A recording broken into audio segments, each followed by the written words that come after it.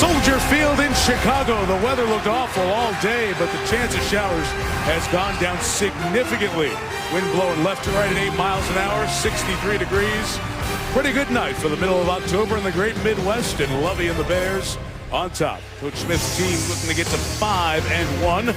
Minnesota, the surprise team at 5-2. Meantime, Jim Schwartz Lions coming off the win in Philadelphia, rallying from down 10.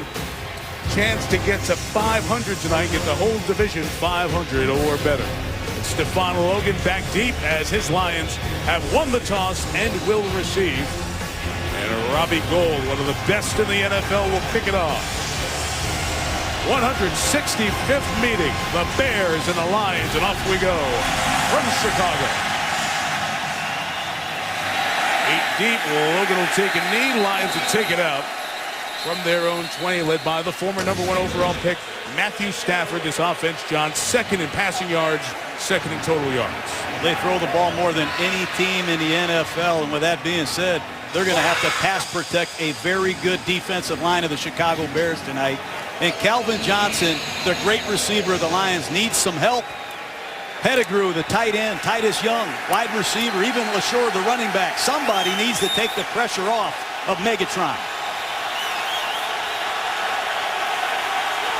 Opening drive from the 20. Stafford first toss for Johnson, blanketed by Charles Tillman. The Pro Bowler last year is going to be seeing him all night long. He told us it's going to be a heavyweight fight. He can't wait to see Calvin Johnson. Just an inside under route. And Tillman understands the Lions route tree probably as good as any Detroit Lion. He has a PhD in Bear defense. 10 years he's done it at a high level.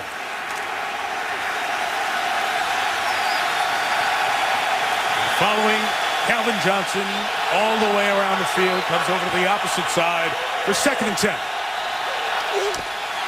And the lone back gets the carry. Michael LaSure, tripped on his own, they say, so able to get back up.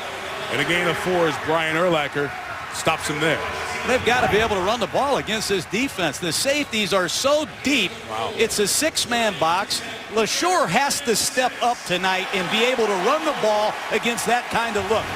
Mike, Barry Sanders would have run for 3,000 yards if he saw safeties that deep in his career.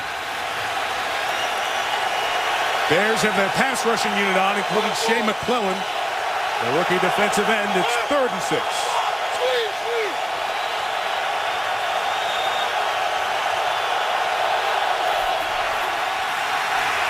Stafford stepping up and throwing complete, and Johnson dropped it. So Calvin Johnson has had 2 on his hands. That one he was wide open, and he put it on the ground. 3 and out Detroit. Well, if you want to win on the road, you got to make plays like that. That time the Bears show blitz, they bail out of there, and there's nobody in the middle of the field but Calvin Johnson with plenty of room to run.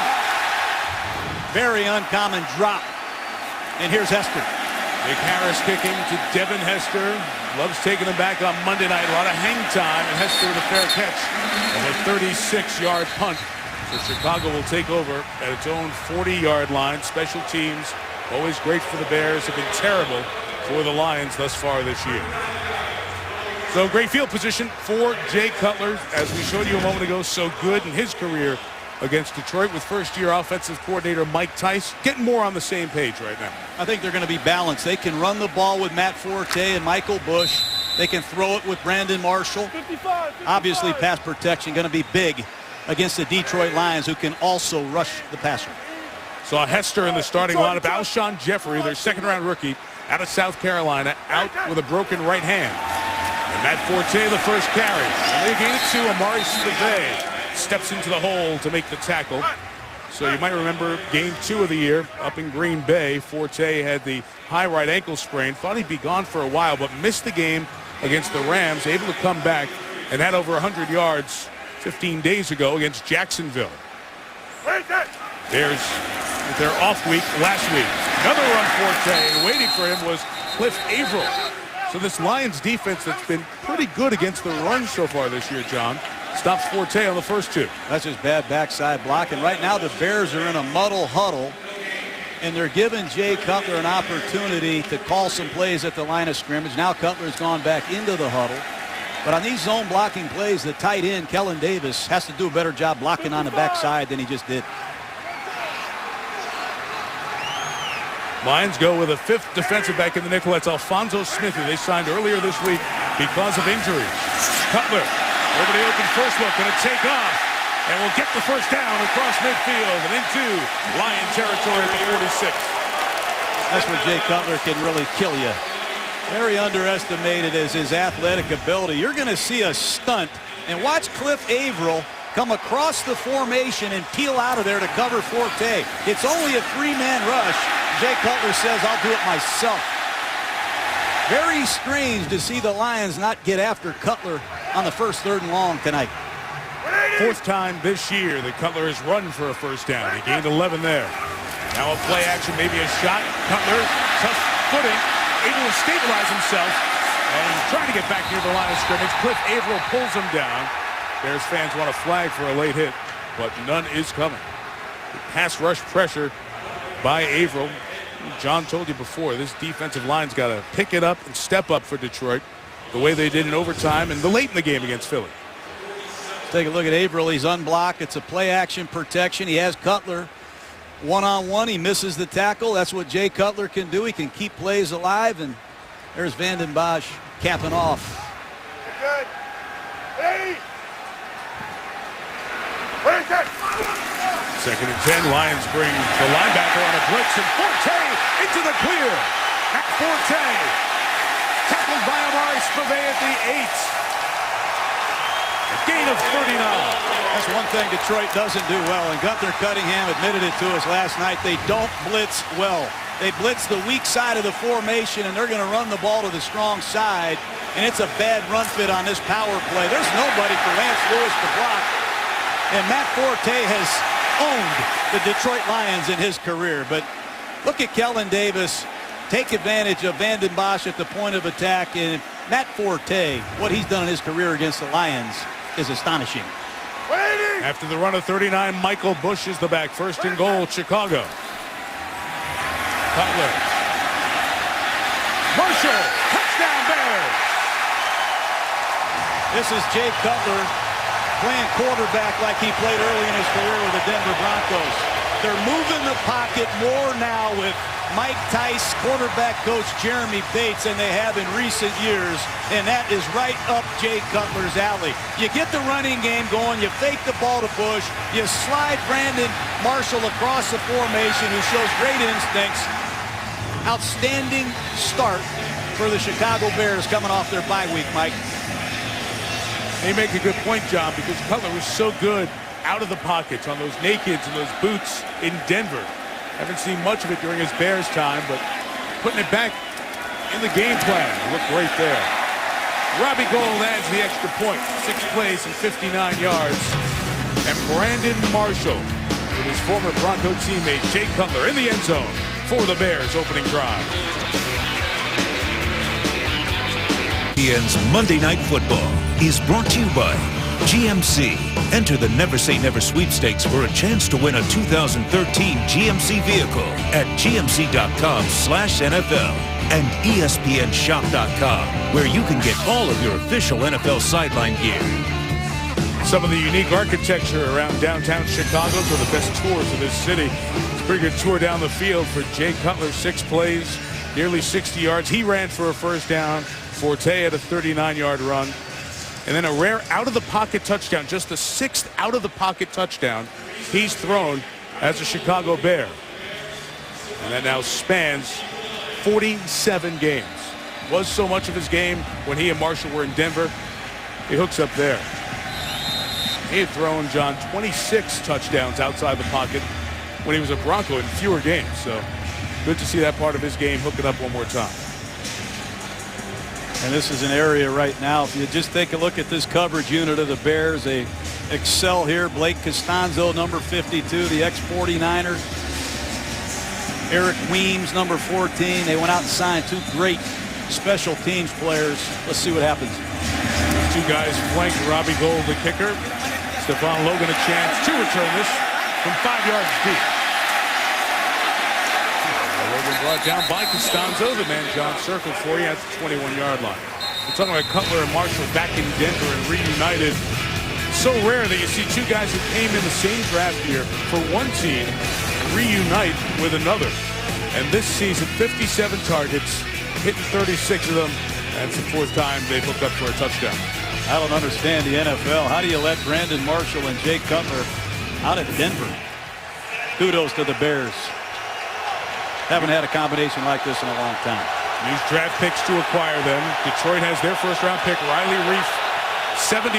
He's in there as an extra tight end as the Lions go heavy. And he blocks for Michael LaSure. Big opening up the middle for LaSure to the 35-yard line. Give him 14 and a first down.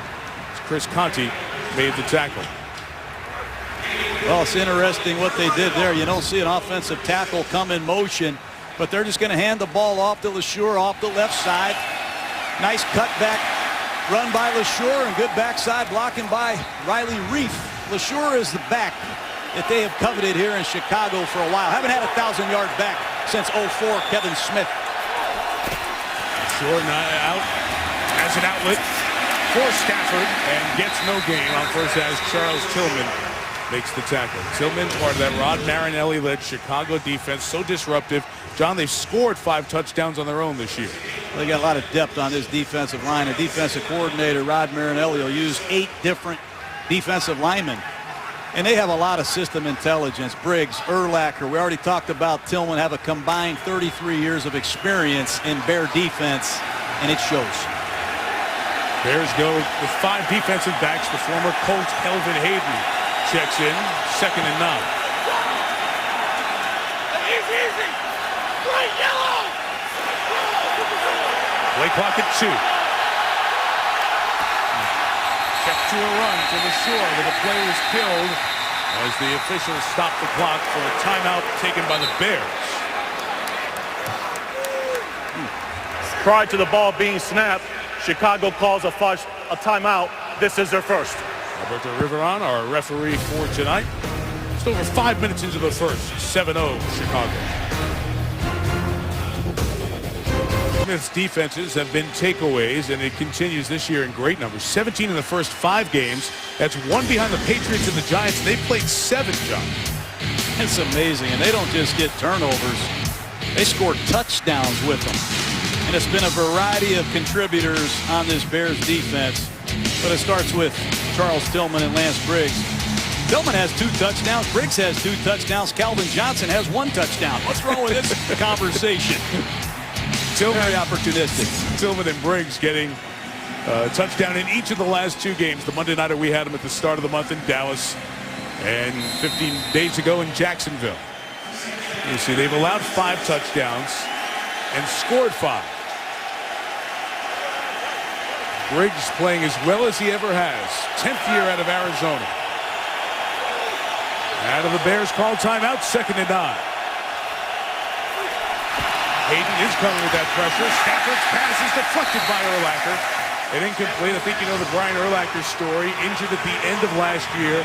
Slow to get back this year, but makes a good play here. Well, Kelvin Hayden comes off the weak side in a blitz, and Urlacher is going to come right into Stafford's face and bat the football down, eliminating the hot receiver. That's what they need, Brian Urlacher, to get back in business. He's been coming back from a serious injury.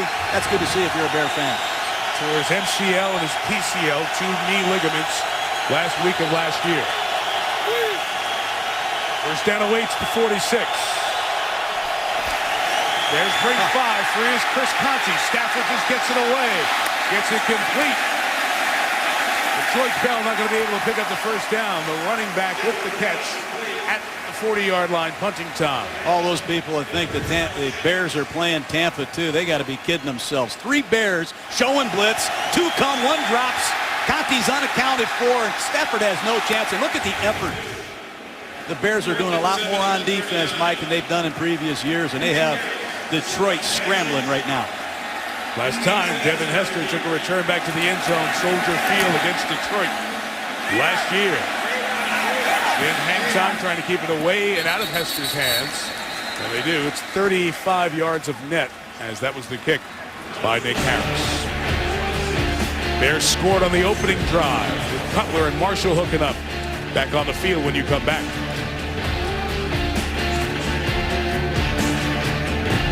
Too far from here, downtown, you look at the Chicago River, which down by the pier spills into Lake Michigan.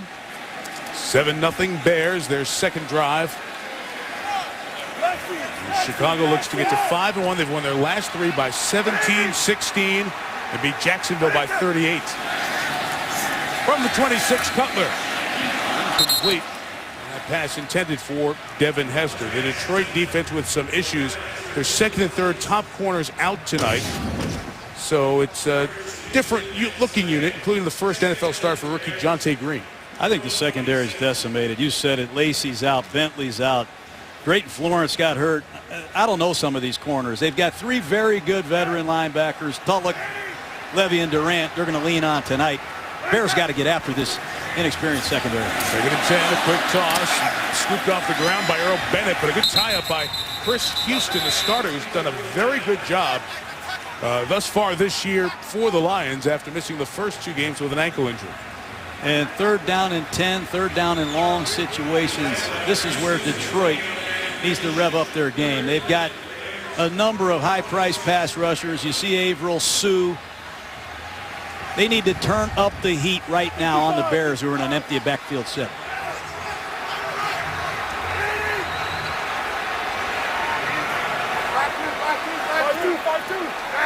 Maurice Pavey, the safety, showing blitz, bringing blitz. Blocked up and gives Cutler a chance to explore Earl Bennett. His 3rd down security blanket in the middle for a first down gain of 15. I really like what offensive coordinator Mike Tice did there, Mike. Creative chip protection. Watch Davis and watch Forte chip the defensive ends before they release. Then they just throw the ball to Bennett in the middle of the field, who's wide open. Good protection plan. Bad 3rd down defense by the Lions. 180. On first down for the 41. It is Forte, and hanging on to him is Justin Durant. Only a gain of a few yards. And I think everybody in Detroit is waiting for 3rd-year man Ndamukong Suh to come back and find his rookie form. Here he is on the backside against an old-fashioned swap combination, we call it. And the Bears show Ndamukong Suh how important it is for them to come off the ball. They need him to play lower. They need more penetration, more production, more disruption from a 3rd-year man out of Nebraska.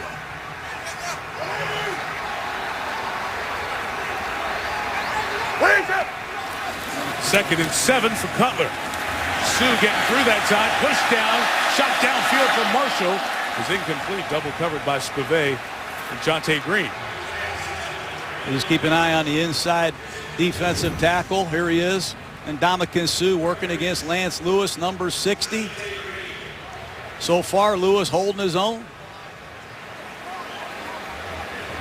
You mentioned Suh, the number 2 pick, 4th in the Heisman voting the year he came out of Nebraska. Had that 10-sack rookie season, and rare for a defensive tackle in the Midwest.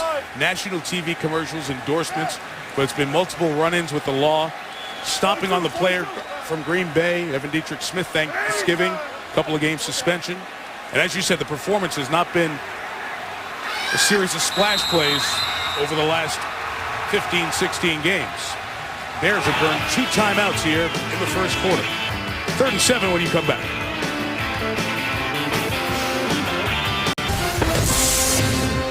Tough stretch for Detroit. They are away from home a lot here. They're in the midst of 4-5 away from Ford Field in downtown Detroit. Coming to a place where they have lost 6 of their last 7, Soldier Field. The Bears have burned a couple of timeouts in this first quarter. It'll be 3rd and 7 for Chicago. Earl Bennett back in action. He's Jay Cutler's favorite target on 3rd down. He was the receiver on the last one.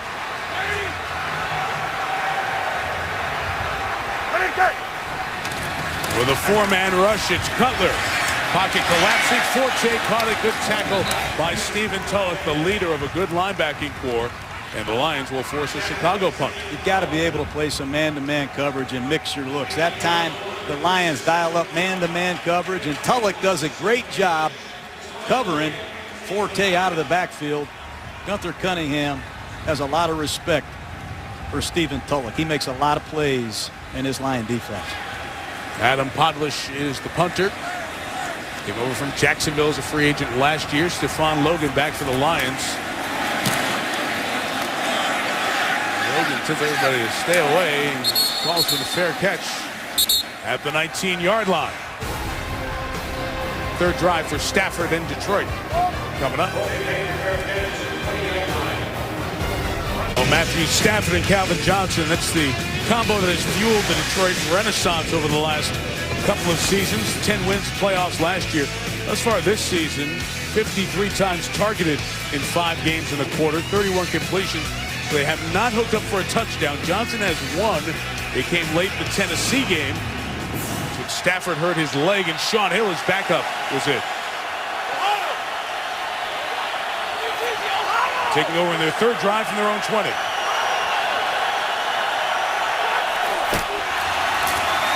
Michael LaSure goes up the middle for about 3 yards on first down. Corey Wooten makes the tackle. John, are you seeing adjustments to Stafford after his terrific season last year? Well, Matt Stafford's going to have to adjust, as is Scott Linehan, the offensive coordinator, to how defenses are playing the Lions this year. They're not seeing as many blitzes. So it's important that the Lions don't look at that negatively. Take what the defense gives you. You'll get some one-on-one opportunities, but don't get frustrated. This was the most pass-happy team in the NFL. They've tried to establish more of a run of late. That's tough to do against the Bears and Lance Briggs, as LaSure gains nothing and it's third down. All these Bears can tackle. That time it's Briggs. It's Major Wright. It's a one-back power play. You're going to see Briggs and you're going to see Major Wright come downhill and fit this strong side run perfectly. Good football by the Chicago Bears. They continue to stop the run at a dominant level. And this is right where Julius Peppers wants to be. One-on-one with Gosder Sherrillis at the top of the screen.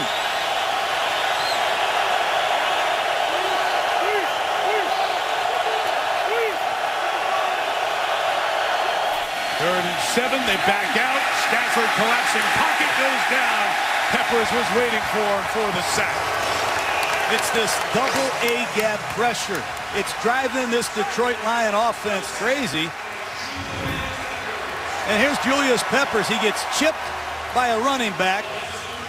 The pressure up the middle and the bull rush of Julius Peppers.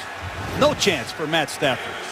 They're looking at the punter, Nick Harris, on the sideline after his last punt. Put one of those elastic straps under his knee on his left leg, and he kicked it in the middle of the field to Hester at the 45, seeking space and tackled by Ashley Palmer. The 5-yard return on a kick of 36. This play by Palmer. Of course, Devin Hester is a significant factor anytime you play. And it's one question you always ask a coach, what are you going to do? You're going to kick to him? And Jim Schwartz was very honest. He said, you know, if it was easy to do, like golf, if it was easy to hit in the middle of the fairway every time, you would do it. Problem is, get on the 18th hole, you feel the pressure, you put it in the rough or in the trees. They better start making some first downs. That's the best way to eliminate Hester as a punt returner. Make some first downs, score some touchdowns. And Schwartz had pointed out that I don't want my guys kicking to the middle of the field. Hang time to the ends, but sometimes you're not going to hit it right, and you're going to hit a big problem with Hester if he catches it and goes. Couldn't take off on that one. The Michael Bush run will be erased with a holding penalty. First call to the night. Holding, number 72 offense. 10-yard penalty, first down. You know, Gabe Karimi, hurt most of last season, has struggled with penalties. Had 3 last week against the Jaguars. Back-to-back false starts on the goal line. And that's the one thing you don't want to do on first down at midfield is commit a penalty on a down block. I don't know if that's holding or not, but you get my drift. Tangled with Ndamukong Suh. Certainly could have let that one go. Bush remains the back on first and 20. And Cutler taken off with space again. Got a good block downfield by Brandon Marshall. And Cutler on a gain of 24 picks up a first down. Jay Cutler, I saw him do this at Vanderbilt. Let's see what the flag is here.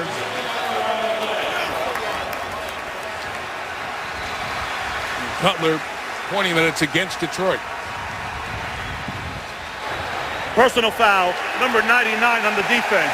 The 15-yard penalty will be added to the end of the run. First down. And Corey Williams' penalty makes it a 39-yard gain. Cliff Averill, the left end of the Lions, thought he got held right here. I don't agree with that with Cliff, but watch number 99. Corey Williams. Good block by Earl Bennett. Corey Williams blindsides Bennett. It's not going to fly. So it's the second rushing first down of this opening quarter for Cutler. And a run at 24 takes it to the 21. Play action with Bush. Vanden Bosch chasing. It's the tight end Kellen Davis. To the 17-yard line. DeAndre Levy with the tackle. And John, you talk about Cutler and those Vanderbilt days where he was running for his life very often in the SEC and made first downs with arm and leg. He's fearless. You know, Gunther Cunningham said he's the most unrespected or disrespected quarterback in all of football. He can run away from you. He can throw the ball from awkward deliveries like he just did there, beating Vanden Bosch. He's a great game day competitor. He's off to one heck of a start tonight. Bears back in the red zone where they have struggled, and the Lions have done well in the first 5 games. Complete, intended for the tight end, Matt Spaeth, who's only caught one this year.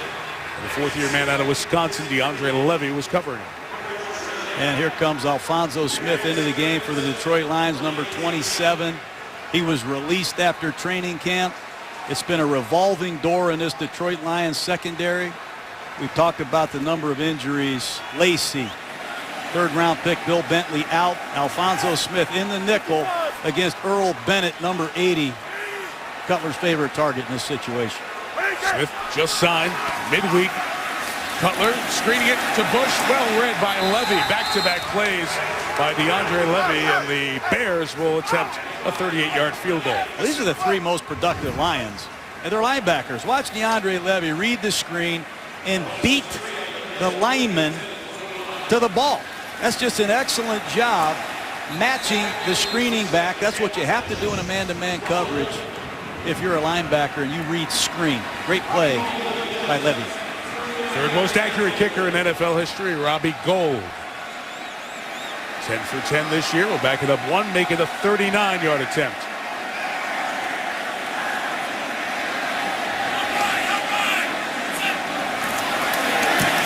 Sue came right up the middle and almost got a block, kicked it right over his head. And the field goal is good. It's 10-0 Bears. Sue was busted in on that one, almost had a block.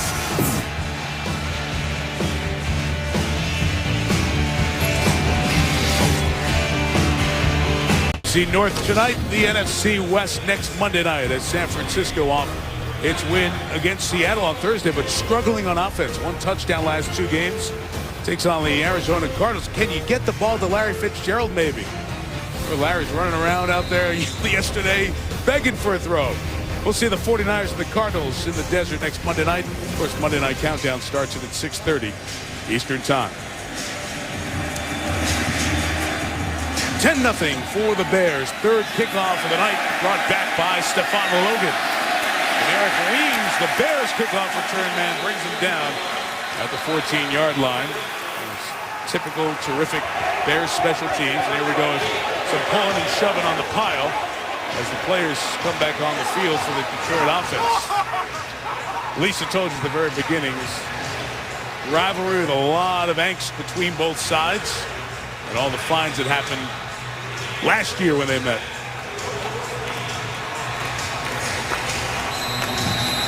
Well, Detroit's not had a lot of success on first down, but the one run by LaSure. Been a slow starting Lion football team in the first half this year. They better do something about it quick.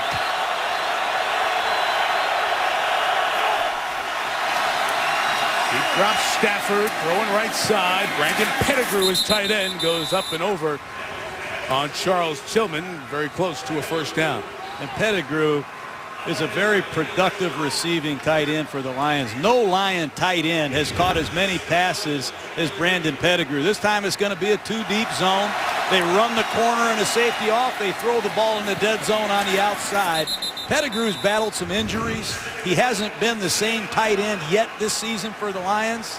He's got to refine his form of previous years. The Lions need him. He broke his own tight end record with those 83 last year. He had 71 the year before. Battling knee problems. 2nd and 1 and a shot for Stafford towards Calvin Johnson, incomplete. And double coverage. Major Wright and Charles Tillman were just waiting back there, sensing that 2nd and 1 shot play. You know, you're going to get some one-on-one opportunities because Tillman's not going to back down from anybody, but Stafford has to know where Major Wright, the free safety, is. It's one thing to have one-on-one coverage. It's another thing to have help over the top. But Julius Peppers, he loves playing against the Lions. Check his stats against the Detroit Lions. He forces fumbles. He gets sacks. He looks forward to this matchup. 3rd and 1, and we have a timeout taken by the Lions here with 45 seconds in the first quarter.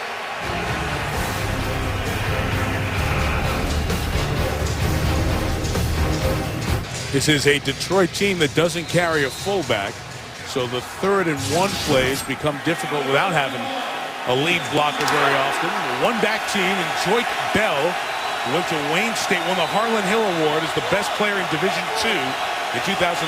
He's the lone back. Well, this is the one-on-one you've been craving if you're Matthew Stafford.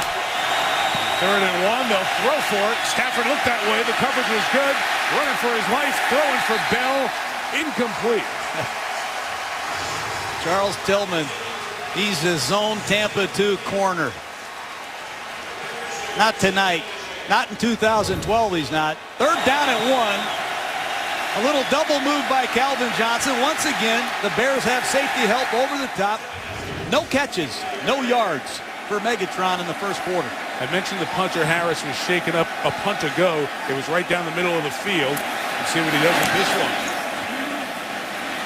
This one much better, good hang time.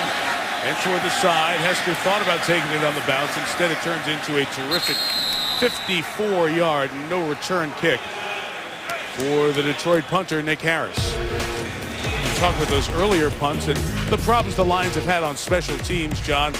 You got to hang it high and make sure you get no return, as they did there. And the second one worked out similarly as well. I don't think the Lions have had problems on special teams. They've had major problems, and that is the best way to improve your coverage units. Kicking the ball with good hang time, good direction. Devin Hester frustrated. He's due for one.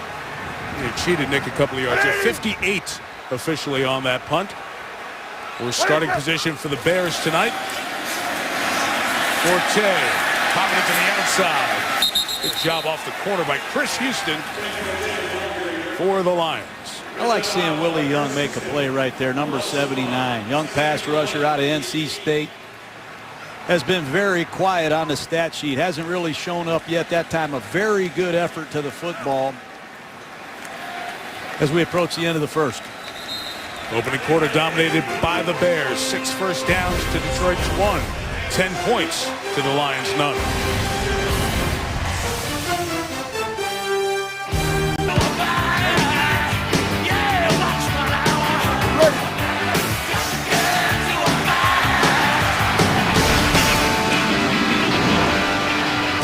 Soldier Field, Chicago. Refurbished a decade ago. They've been playing football on this site since 1924, but it wasn't the Bears' home until 1971. Bears played most of their games at Wrigley Field in the early days. 10-0 Chicago, second quarter begins. Mike Tirico, John Gruden, Lisa Salters with you. And a Cutler sling is right through the 5-hole on Kellen Davis. Incomplete. That's one thing the Bears haven't had a lot of in recent years is productive pass receiving from the tight end since Greg Olsen left for the Carolina Panthers. But it's Tampa 2 coverage. You have a wide open receiver for an easy first down. And that would frustrate me as well if I was the quarterback. Got to catch the football. Both quarterbacks have had first downs drop. Calvin Johnson dropped a big gainer on Stafford in the first. 3rd and 11. Cutler pressure, puts it up for grabs and almost intercepted. Jay was going to the turf as Kyle Vanden Bosch got to him and almost threw it to the wrong team. Yeah, Kyle Vanden Bosch premier effort rusher. Watch him against Jamarcus Webb on a power rush right down the midline.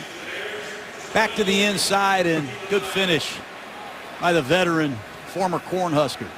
Talk about martial arts. See the hand chop there? One and then the other to get by him. So often martial arts in the offseason significant for these pass rushers. Adam Podlish going to kick it away. Stefano Logan waiting. Logan calling for the fair catch. Muffed it. And it goes out of bounds, and the penalty marker's down as well. Looked like Logan wasn't even ready with his hands to catch that as he sauntered over to the Bears sideline.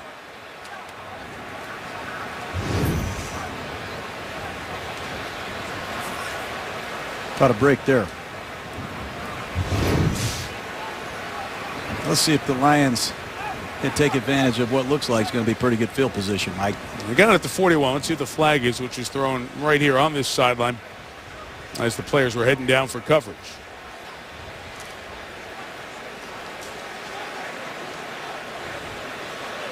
Talked to Jim Schwartz this week. A lot of the special teams problems have been young players on teams, but Logan's a veteran, just with a muff there that could have been costly. Illegal block in the back on the kicking team. 10-yard penalty will be added to the end of the run. First down. That's rare. No number there, so it moves into Bears territory. Best field position for Schwartz and the Lions. Jim Schwartz deserves a lot of credit for turning the Lions around. Inherited a team that didn't win any games. And they've progressively gotten better, Mike. They've become a good team in the NFL, but it's hard to be a good team in back-to-back years. They haven't had a winning season in back-to-back years since '93 when Wayne Fonts was in Detroit. It's hard to be a good team back-to-back years, and it's real hard to become a great team. Let's see if the Lions have what it takes.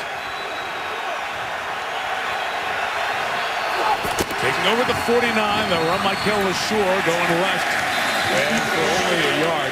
John, when you look at this Lions team, you mentioned it, they were 0-16, worst NFL season. They were put up by a group in 2008, and then Schwartz came in after his time in Tennessee.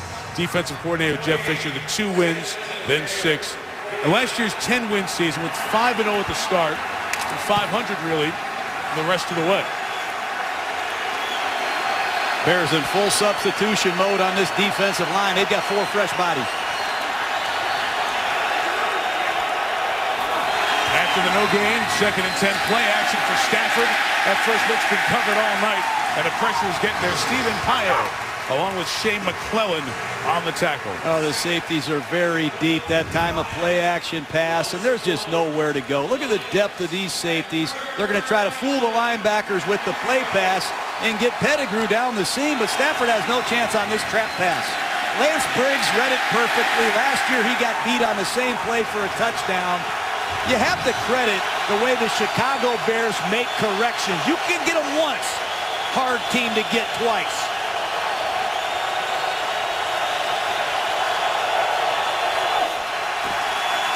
Third and 11, 4-man rush. Stafford down the middle, overthrows Titus Young, incomplete.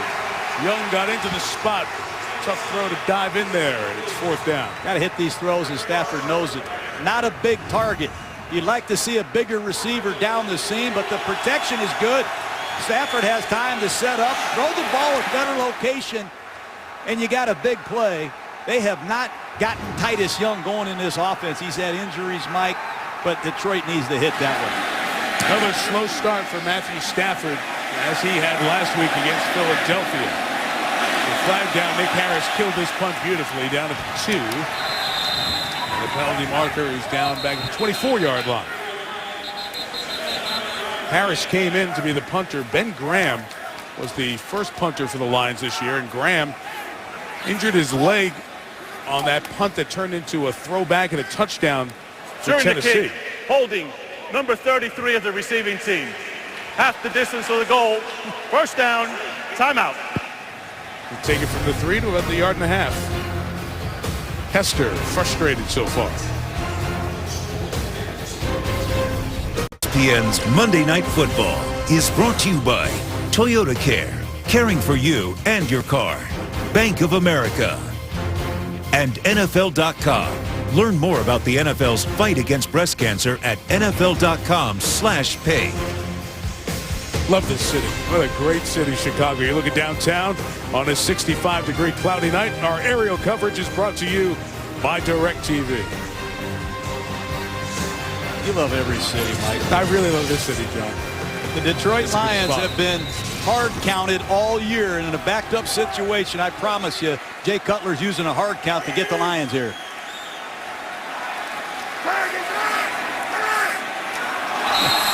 Got his own guy. Got his own guy, Lance Lewis. The Lions are happy there. Gunther Cunningham, the defensive coordinator Number 60 of the Lions, has been all over first down. his front four. 12 false or defensive offsides penalties this year. That time Cutler tried to lure him offsides. You saw the little flinch right there from Sue. That's a foolish penalty by Lance Lewis at right guard. It only cost him a yard. First and 11, and Forte lucky to get the ball out if he did, and they say he did. Penetration. The Detroit Lions get off the ball. They've forced almost 20% negative yardage running plays this season. Guys like Fairley, Sue, excellent penetrators. Effort to the football. That's barely out. The whole ball has to come out of the end zone for it not to be called a safety. It was dangerously close there for Forte. The ball's touching the goal line as the center, Roberto Garza, gets ready to snap it to Cutler. On 2nd and 11. Jay retreating, got time, pass incomplete. They want the flag on the coverage on Bennett. It's not coming. Gutsy call backed up on your own 1-yard line to go with a no-back set. Not a lot of room for Cutler to maneuver. That time, good zone defense by the Detroit Lions against the no-back set.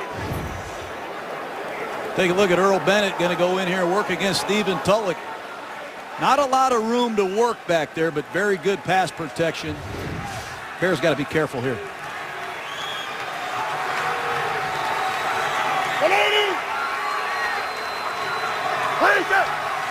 Quick count, 3rd and 11. Cutler from his own end zone throws. Marshall complete. First down to the 19-yard line. That's a big-time play, and you go to the guy who you trust the most for the big game. Well, you go up against the corner that just got here. I mean, Alphonso Smith, number 27, he's been on the couch for the last 6 weeks. Marshall wants to run a slant route. He's going to come in here, no fear whatsoever, snatch the ball, protect it, and drive forward for the first down. You love having a big 6'5", 238-pound target that can run those slants. Huge play by the Bears to get out of the shadow of their own goalpost. Forte cutting to the left. Lions run defense has been pretty good on Forte.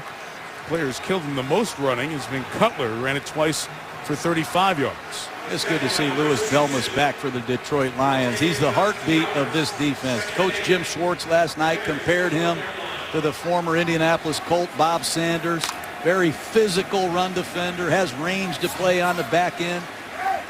Great communicator and leader of this Lion defense. They need him to stay healthy. 2nd and 8. Cutler stopping, throwing across the field to Marshall. Chased by Alphonso Smith, who brings him down after a first down. And the flag for the horse collar will add 15 to the game. Alphonso Smith is telling the referee, hey, he's 6'5", 240, running full speed. I need to do anything I can to bring this man down. But watch Marshall go inside, back to the outside. Personal foul, horse collar tackle, number 27 on the defense. 15-yard penalty, first down. His hand ends up inside, but that's not a horse collar, at least in the first look when he brings him down.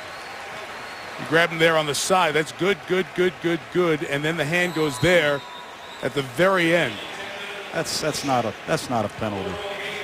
I wish we could review that for him, Mike. Alphonso Smith just got back in action as a Detroit Lion. He gets beat on 3rd and 12. Played 23 games with Detroit, had 8 interceptions, but had even more mistakes and ended up oftentimes in the doghouse. But back because of the multiple injuries at corner. Cutler throwing again. That one high for Hester. And incomplete in front of fellow number 23, Chris Houston. And offensive coordinator Mike Tice showing a lot of respect for this defensive line of the Lions. Conservative protection plan and a smart protection plan. That time he uses a maximum protection. He's trying to give Jay Cutler time to throw the football. And I credit Mike Tice. He played the game for 14 years. He sees it from a player's perspective. So far, a very good plan by Coach Tice. The shotgun is a Forte run to the left. It moves by Forte as he gets a couple of yards shy of the first down. Stephen Tulloch with the tackle. And the offensive line's been an issue here. Tice was the O-line coach when Mike Martz was the offensive coordinator for the last couple of seasons. And to the point of what you just said about Tice being a former player, Jay Cutler loves that about him. And said even though you may see a sideline disagreement or conversation, Tice's player perspective is so refreshing for him as a play caller in their communication all week.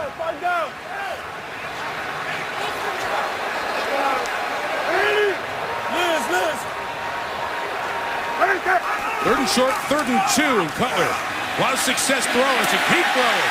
Keep throwing to Marshall, who's having a massive night to the 25-20 on the first down game. It goes back to Mike Tice and this offensive staff of the Bears. They're saying Brandon Marshall is now with us. Let's get him against Alphonso Smith. Number 27 can't cover Brandon Marshall. It's not going to happen. Excellent pass protection. And Jamarcus Webb, the young left tackle, starting to use his hands more, and he's pass protecting better. But I like what the Bears have done. They've shown balance running and passing, and they're getting the ball to their best player against a corner who just got here. From the 35, Cutler with a flag down. Stepping up and taking off again. Cutler with a gain of 15, or from the 25, I should say. This one likely coming back. Multiple flags for the hold. There'll be a lot of flags. I saw offsides, holding. I saw it all there, Mike.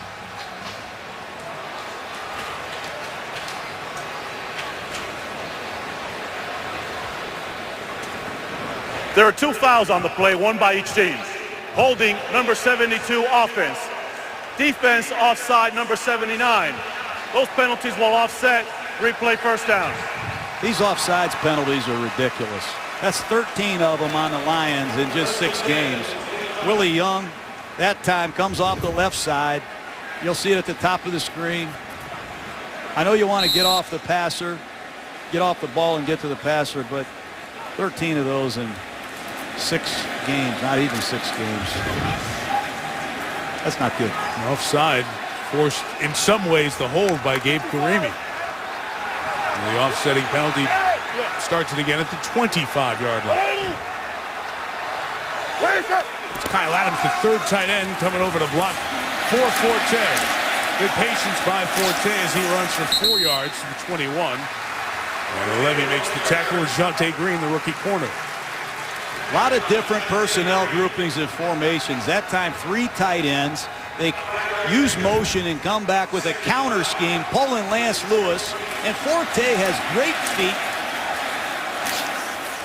You better mean business when you come to tackle Matt Forte.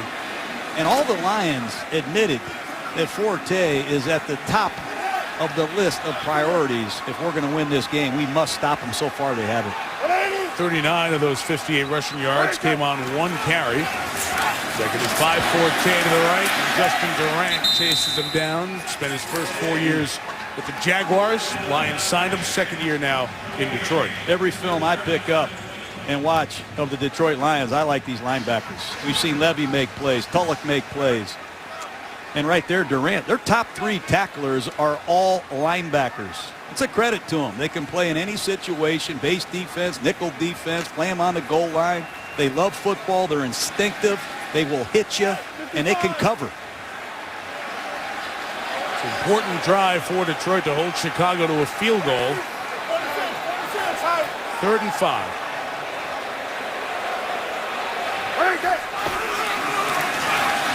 Cutler, pressure, and he goes down. Good decision by Jay not to force it as Durant was hitting him. Tulloch was coming in for cleanup. It'll force about a 48-yard field goal attempt. Just good work. Gunther Cunningham getting out of the conventional four-man rushes. He's going to bring pressure. You're going to see Durant, you're going to see Tulloch, and you're going to see Vanden Bosch, who's not on the screen, come off the left side, and they're all going to get to Jay Cutler. I like the way the Lions have played defense. If they can hang around and Matthew Stafford can find the gear to get this Lions offense going, looks a lot like the Philadelphia game last week, Mike. Good from 39, Robbie Gould from 47. Got blocked. Podlos had a tough time getting the hold down. It's blocked, and Detroit will keep Chicago off the board. We mentioned the last one that Sue got in with pressure. That time it was Lawrence Jackson, the defensive lineman, busted in to block the Robbie Gould field goal. His first miss of the year.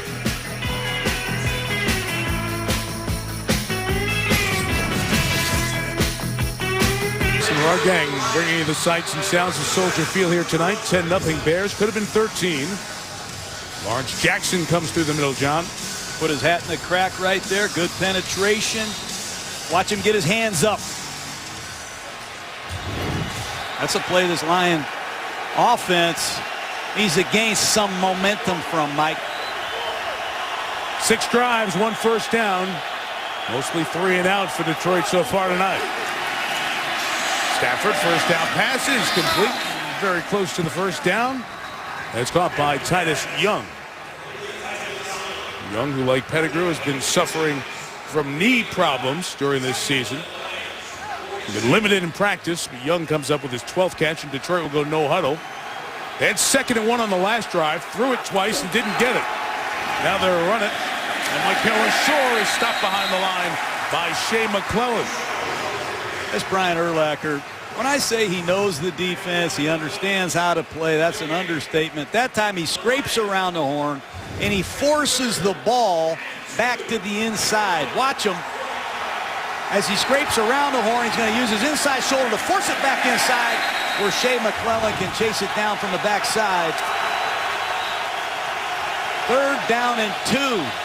Lions desperately need a first down to silence this crowd. Lions started 0 for 8 on 3rd down last week.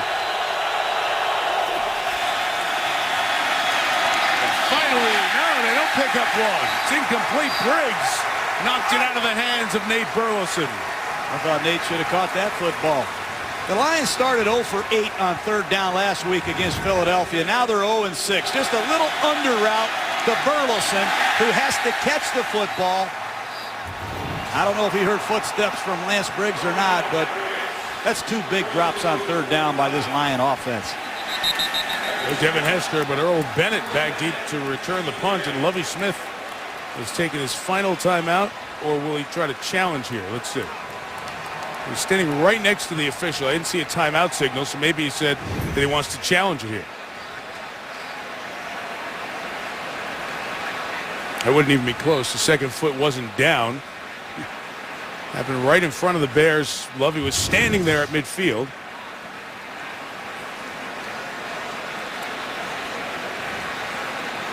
I'm sure he's just giving his coaches time to look at it in the press box. Chicago cannot challenge that play. The play was ruled as incomplete, therefore they cannot challenge it. Chicago is not charged with a timeout, and they are not charged with a challenge. It will be 4th down. Perfectly explained. And the reverse is true. When it's a catch, you can go back the other way. I'm just shocked by this Lion offense, their inability to start fast. They've been a very poor first half football team. They've rallied to keep themselves in games, but not good to start. Tim Jennings is peeking in for coming after a punt block, and we get a whistle and a flag thrown for a false start on the Lions. False start, number 59, offense. 5-yard penalty, still 4th down. Tahir Whitehead, I mentioned earlier some of the Detroit issues on special teams have been 3 or 4 rookies per unit, and fewer here in this game tonight. But Whitehead's one of those rookies and cost him 5. Nick Harris kicking. Devin Hester not back for this one. It's Earl Bennett at the 23. And Bennett is tripped up after a gain of a couple. John Wendley, who was playing a starting safety, now back into his captain of the special teams role. Lion offense has been awful on third down for the second straight week. Bears trying to get to 5-1. We have one undefeated team in the NFL, Atlanta. They were off this past week. And then Houston, very impressive to get to 6-1 as they won at home over Baltimore yesterday. Cutler and the Bears take over from the 26, pressured by Sue. Got an arm on him and brought him down. And Ndamukong Suh threw Cutler in the ground, and he's shaken up. Slow to get up. And Ndamukong Suh.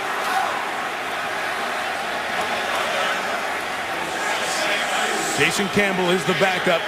Remember, of course, last year, Chicago had a great season going. Cutler got injured, and their season was a free fall, as they had Caleb Haney coming as their backup. But this is the much bigger concern, as Cutler thrown to the ground by Suh and hurt. News for Bears fans is that Jay Cutler not only got up but ran off the field, and as no trainers looking at him, no thought of an x-ray or conversation to take him back to the locker room, which is extraordinary considering the hit he took from Ndamukong Suh. We'll show you that after the play. Jason Campbell, who played 5 snaps at the back end of the blowout in Jacksonville last year, is the quarterback. He hasn't thrown a pass since he got hurt with Oakland last year. And Campbell, chased by Nick Fairley, takes off and slides and gets 4 yards. Back to the injury to Cutler, who's back in the game to a standing ovation here in Chicago. Unbelievable. He just took one of the most vicious hits I've seen in a long time. For him to jog off the field and come back. Watching Ndamukong Suh, this short area quickness. He throws Cutler down right on his right shoulder. I thought this was a very serious injury. Jay Cutler, for him to be back in the ball game, that just tells you what kind of toughness he has. And 3rd and 14, didn't seem to take a warm-up for it. He's ready to throw. Underneath, Devin Hester drops it. It's 3 and out. And continuing to grimace, as you would understand. What a vicious hit this was. Don't see anything illegal on the play either as we watch it. As Suh had him by one arm and grabs him and just pulls him down and then falls on him. Ndamukong Suh beat a double team. He ripped through there, beat Lance Lewis and Gabe Karimi. He's an impact special player. And Ndamukong Suh, and the Bears better do a much better job blocking him. Podlish punting, trying to angle it toward the sideline.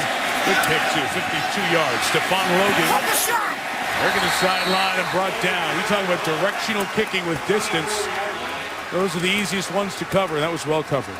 It's amazing that no medical attention for Cutler after the big body slam throwdown by Suh.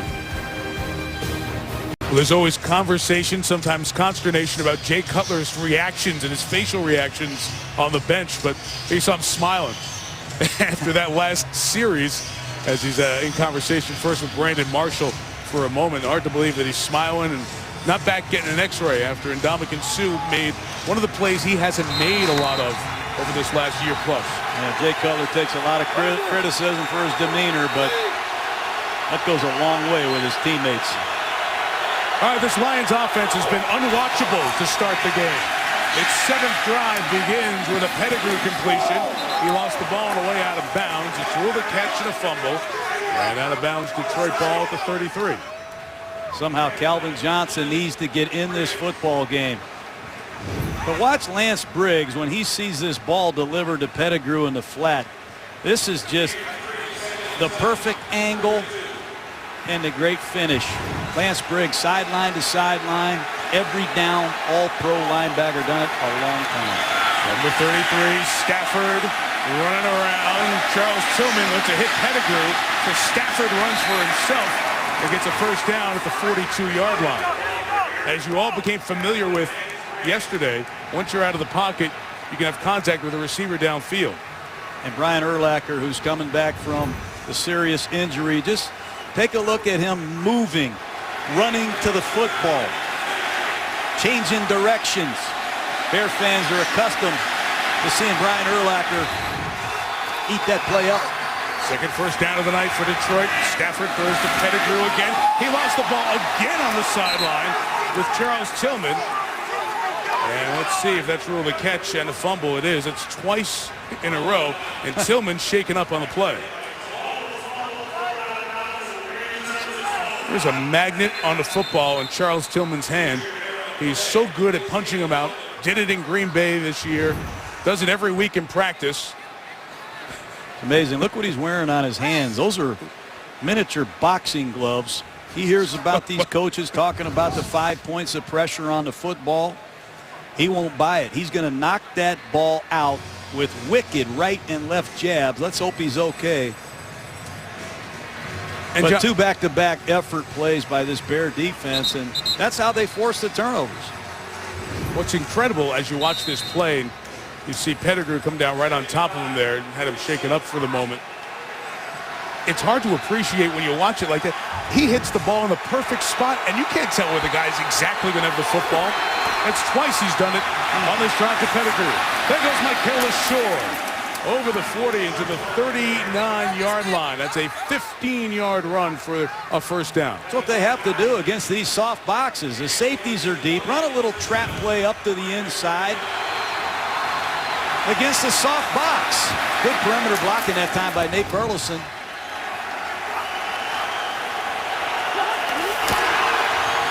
To throw it right away, but the receiver didn't see it.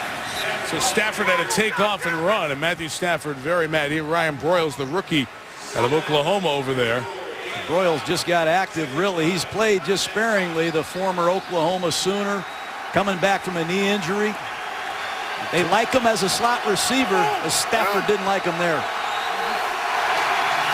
2nd and 5, approaching the 2-minute warning. That pass is caught by Tony Scheffler, the tight end. He and Urlacher. Really, Urlacher just keeping him down right where he caught the ball at the 28-yard line. All right, no flags, all clear. 2-minute warning. Lions driving down 10. Toyota halftime show coming up after this 2-minute warning. The Sunday soundtracks. Adrian Peterson, big game. Boy, they've been a story in this division, as is the broken collarbone for Charles Woodson. An update on Maurice Jones-Drew foot injury. Doesn't sound very good for the Jacksonville Star, and that affects your fantasy teams as well. Toyota halftime show with Chris Berman and Chris Mortensen, Adam Schefter. All the news coming up momentarily. Charles Tillman back on the field. Calvin Johnson without a catch tonight. Inside the 2, all reviews happen triggered by the booth upstairs. Stafford to LaSure. The hit from Urlacher, when he has the ability to push the pile the other way, and it's a first down.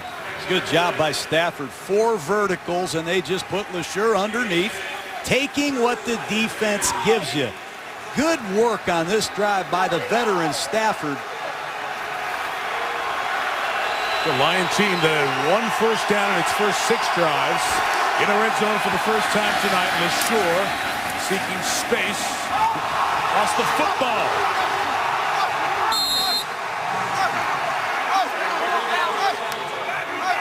And they look for it at the bottom of the pile. Stop the clock first before they get in. So nobody called it down first. And the Bears have it. The Bears have it on a red zone turnover by their first-year running back, LaSure. Lance Briggs is an amazing football player.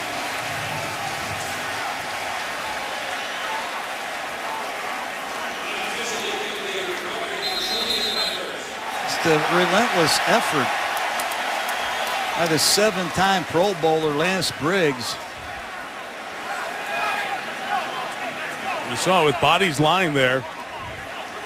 And it looks like you have no body part down for LaSure with his legs or his calf before the ball comes out. That's Lance Briggs. I think he's playing better than he ever has. He's in better shape. They tell me he's better on the practice field. He's better in the meeting room. The previous play will be reviewed. He's more of a teacher now than he's ever been. What a player. We'll see if the Bears have forced yet another turnover this year. Michael LaSure missed his rookie year with an Achilles injury and then was suspended for the first 2 games of this year. He was ticketed a couple of times in February and March on marijuana possession. Came back in that third game. So he's played a few games, but not a ton of carries, just 54 thus far. And here in a crucial spot in the red zone, did he turn it over as they look at that to make sure that no body part was down before the ball came out? That clearly looked like a fumble. That's what the Bears do to you, Mike. They force you to go 10 or 12 plays in a drive, and they're counting on you making a mistake. Drop a pass, commit a penalty, you'll fumble the ball back to us. And that's just what happened. And LeSure, for him to be an NFL back, he's got to prove that he has the durability, the stamina, the conditioning to do it. He's already lost one fumble in his first 3 games played with Detroit. And it looks like he's on his way to a second one in the red zone when the Lions have put together their first significant drive of the year. And we showed you earlier all those turnovers. This would be an 18th forced by the Bears defense, which would tie them with the Giants in New England for the most in the NFL. Now, meantime, as we're watching this, Jay Cutler, I can see here from the booth, is heading toward the Bears locker room. I was mentioning I was surprised that they didn't X-ray Cutler or take him for another look. With a minute 22 left and only one timeout, as Cutler gets a nice hand from the Bears fans on that side. He goes to the locker room. Here's Al The ruling Riveron. on the field stands. First down, Chicago. So it is a turnover.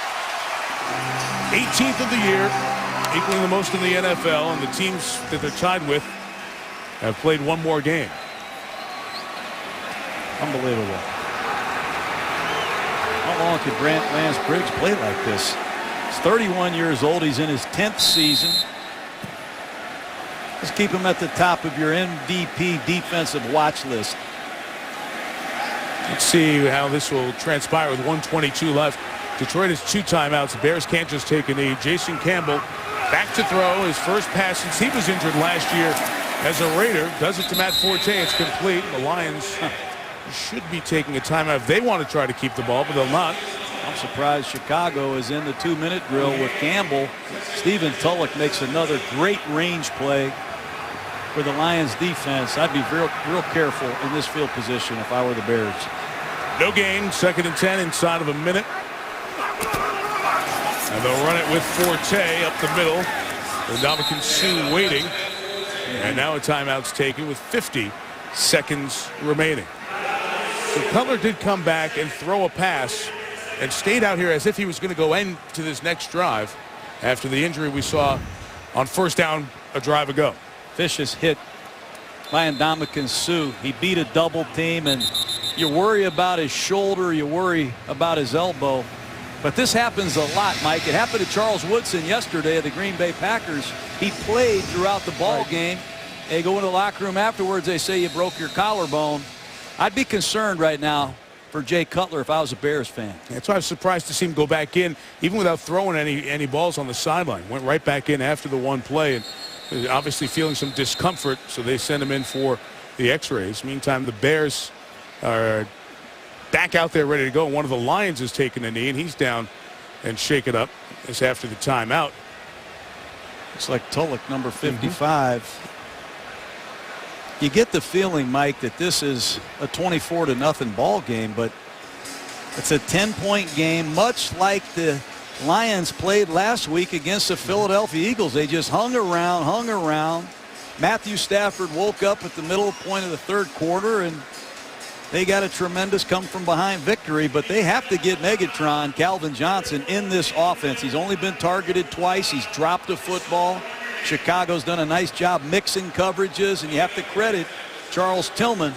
But Matt Stafford's going to go in there with Coach Linehan at halftime and hopefully figure out some of the pieces that are missing in this Bears puzzle on defense. They've done a great job shutting them down. Word from the Bears, John, is that they're evaluating the ribs of Jay Cutler. As Tulloch goes off, Forte runs.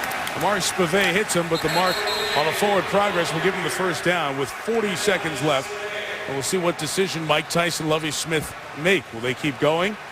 The Lions can't force them to punt, and Chicago may just tuck their tail and get out of here for the first half and make sure there are no further mistakes. I think it's smart. You burn a couple timeouts on offense, as you say, earlier in the ball game, and they're going to take a snap because there's a 1 second difference in the play clock and the game clock.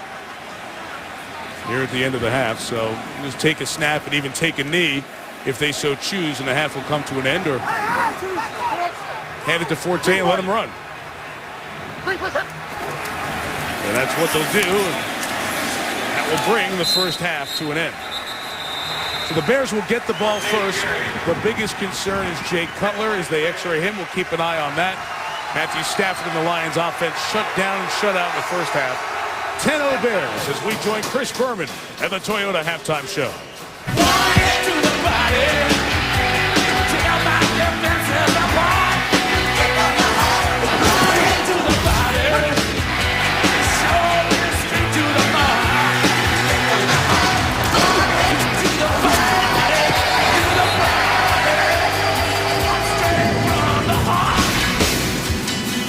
Chicago fans wondering if that hit to Jay Cutler will change the season, as a thumb injury did last year. 10-0 Bears to start the third. Cutler not out just yet. Mike Tirico, John Gruden, Lisa Salters report in a second. Let's show what Cutler did in the first half to get started here, John. Well, he used his legs for the most part. He got out of trouble on some third downs and created big plays with his athleticism. On a 3rd and 8, he converts it with a first down in. They move the pocket. He finds Brandon Marshall on a tip pass for a touchdown. Again, big play with his mobility and these zone defenses he's seeing. And then Ndamukong Suh comes through clean and slams Cutler to the turf. And he's still in the locker room. Looks like Jason Campbell is going to take this first possession. Actually, as you were doing that highlight package, Cutler just ran out. He's walking down the sideline here. They were looking at him. And going to try to make a couple of throws here. Detroit set to kick off as Chicago gets the ball first, and Devin Hester waiting back deep to return for the Bears. And Jason Hansen, as good a kicker as he is not a long-range kickoff man. So hang time and location of this kick is vital. They put Eric Weems back there. They've got a double return man situation back there for the Bears. They're anticipating Hansen to kick this away from Hester. Hansen, 42 years old, spent half his life in the NFL, his 21st year in the league. That was a line drive. Weems actually switched with Hester, and he's the one who gets it. He has a kickoff return for a touchdown from his Atlanta days. He's down at the 24-yard line, and Cutler will come out. Lisa Salters, what did Lovie Smith tell you at halftime? Yeah, Michael, exactly what you're seeing. Jay Cutler coming back out onto the field. I asked Lovie what happens if he's not able to go, and he said, I think he's going to be able to play. But as you guys said, he was back in the back during halftime being evaluated for bruised ribs. And as far as we know right now, that's all it is, bruised ribs. Okay, Lisa, so Cutler comes back out. We have pointed out with their offensive line problems last year, early this year, how tough Jay is. His first play will be a run with Matt Forte. It's about 2 or 3 yards. And John, he got beat like a pinata at times last year. Mike Mart's offense, Tice, the offensive line coach, the protections weren't right. And one of his big offensive linemen, Shiloh Rachel, the starting left guard, was slow to get up. He'll come out for a play. But, John, that beating he took, you would always comment to me, he is such a tough player, and that wasn't appreciated by many. No, I agree. 50 sacks 2 years ago. I think he came in tonight being sacked almost 15 times, but it's not just the sacks. It's the hits that he's absorbed. And, again, Lance Lewis, Gabe Karimi got beat by Sue. They have to keep an eye on this fierce pass rush of the Lions. They will not stop applying the gas. As you said, that's one of the strengths of this team. Hadn't seen it very often thus far this year. Cutler throws short, and that's rare that you see Jay Cutler come up short with a throw to the far side. No, he's hurting. I know that for a fact. Toughness is one thing, but right now, that is not Jay Cutler. And we'll take a look at this throw again. There's absolutely nothing on it. Check his footwork, check his feet. But that ball just died. I'm concerned right now about Cutler. It'll be interesting. Third down call. They go with an empty backfield here on third down. Just thought they may have run Forte just to get this drive over and maybe get Campbell in. Shiloh Rachel back in the game at left guard. Line break. Here comes Sue straight at Cutler. That pass is caught by Forte. It'll be well short of the first down. Sue had a free shot at Cutler there. Hey, Gunther Cunningham, the defensive coordinator, sees Cutler struggling. He brings the blitz, forces a hot throw into the flat. Sue's unblocked. Karimi gaps the protection. Ball's thrown into the flat. Spivey rallies for an easy 3-and-out, and that's just what the doctor ordered for the Detroit Lion defense. Adam Podlish, who's never had a blocked punt in his NFL career. With the kick, Stephon Logan back, fair catch of a 43-yard punt that he muffed again, and the Bears have recovered with Zach Bowman, recently re-signed. That is the second muffed kick by Logan. Great hang time by Podlish. And the Detroit special teams issues show again. Oh, they've struggled recovering kicks. They've struggled returning kicks. Now they're struggling to even catch the football. And just when Detroit gets momentum, Logan drops it. And that's the second drop tonight for Stephon Logan. And Danny Crossman, the special teams coach of the Lions, he's got to be sick. And Cutler comes back on the field for the Bears. As Detroit, as you said, John, got exactly what they needed coming out of the locker room, 3-and-out. And Logan put it on the deck. From the 27, Michael Bush is now back up the middle. Michael Bush to the 15-yard line. How good is it to have a big 240-pound complimentary back inside zone to the weak side? Watch Garza, the center. Lewis, the right guard. Watch him come off left backside block, and Webb does an excellent job. And big Michael Bush is all the way to the safety. Here comes the beef. 3 tight ends in the ball game for the Bears. They love to run misdirection counter plays out of this personnel. Haven't seen a bunch of 3 tight end tonight. Cutler hurting, trying to do exactly what you just said, John. And they run it to the left, and Bush twists forward for the extra yard to take it inside the 12. I love what Chicago does. Back-to-back runs with a big back and misdirection counter plays to the left side. That's where Jamarcus Webb is. They're going to get a double team on the left side. They're going to pull the guard, pull the tight end, and try and slam a 240-pound back into the teeth of the Lion defense. That's something that Mike Tice likes to do with his multiple tight ends. Great 1-2 punch they have with Forte. His elusiveness. And the big back Bush. 2nd and 7. Cutler throwing. Caught by Marshall inside the 5. Stretched it out to the 2. 1st and goal Bears. That's a common slot combination that the Bears like. Outside release by Bennett. He's going to clear it out to the corner, and they're going to bring Marshall to the inside. It's a combination Chicago loves with their big target, Brandon Marshall. And it's an excellent catch. The ball's not thrown perfectly. It's thrown slightly behind them. But look at the range and the athletic ability of Brandon Marshall to snatch that football. Left alone against Chris Houston on the bottom of your screen. Forte in motion. 4 receivers left. Just Marshall right. Incomplete on the slant. All-out blitz. Jay Cutler looks for Marshall on the bullet slant. That's a one-step bang-bang play a lot of teams use against full blitzes. That time, Houston did a nice job for the Lions. Very important that the Bears try to finish Detroit right here. 2 halfbacks in the game. Forte at the top of the screen, and Bush is isolated by himself. Here's Forte. Marshall alone at the bottom. Cutler looking that way, throwing that way, and it was almost intercepted. Durant jumped up and knocked it down, so knowing that Marshall's alone in there, perhaps that slant was coming. Good awareness by Justin Durant. Well, Detroit has read their scouting report. They know where Cutler's looking in these man-to-man situations. He's looking to Brandon Marshall. That time, an excellent play by number 52, Justin Durant, batting the ball down. But both times, Cutler's looked to his go-to receiver, and Detroit knows it. Now 3rd and goal. The defensive end, Willie Young, moves back in. Not in that wide 9 on the outside. Pressure comes. Cutler throws. It's knocked away. Alphonso Smith who just got here this week, comes up with a big play as Louis Delmas brought the pressure from his safety spot. You got to give Alphonso Smith credit. Ball's going to be thrown to the outside number. Watch him rally and bat that ball down.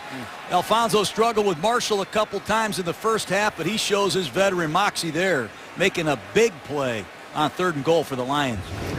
And Robbie Gould's already had one block, Mike. We'll see if the Lions come after it. Yeah, it came close on the first one, too, as Sue busted through the middle. This is essentially an extra point size field goal of 21 yards. Out of the hole to Podlish. Gould knocks it through. And the Stefan Logan special teams error, the muff punt, cost his team 3 points. Would have been 7 if not for the strong play. You look at Chicago and some of the people in our creative services team who make Monday Night Football look so good. And we welcome those of you who've been watching the presidential debate that happened in Florida between someone who represented Chicago in the U.S. Senate and Barack Obama, and men with Michigan ties, since Mitt Romney was born in the state. His dad was the governor of Michigan. 13-0. Bears lead the Lions. Could be a heck of a lot worse. The Lions offense has only had one good drive. A field goal a moment ago by the Bears. Robbie Gould, his second of the night. He had one block. Brandon Marshall is the only touchdown catch. And the Lions offense is on the field when you come back. Important to the game tonight. Bears trying to stay a game up in the loss column on the surprising Vikings. Packers have won back-to-back games but have lost Charles Woodson for a month or so with an injury. The Lions need to win this game to get to 500, have the entire division at 500, and significantly, as you saw, Detroit already with a division loss to Minnesota. So true with the Bears loss to Green Bay. Calvin Johnson shut down in the first half. Stafford from the 20 goes to Michael LaShaw. Fumbled in the red zone on his last carry at the end of the first half, but runs for 14 there. John, nothing happening with Calvin Johnson. Why? Well, Peanut Tillman is matching up with him in man-to-man coverage and doing a nice job. I've also seen Calvin drop a big ball on 3rd down. Then they're playing 2 deep coverage, and the safeties are very deep, daring the Lions to basically run the football. And when they have caught him in a man-to-man coverage, Calvin Johnson has gotten the ball thrown to him, but the Bears are leaning to free safety that way. Chicago's doing a nice job mixing it up, but they better get Megatron involved.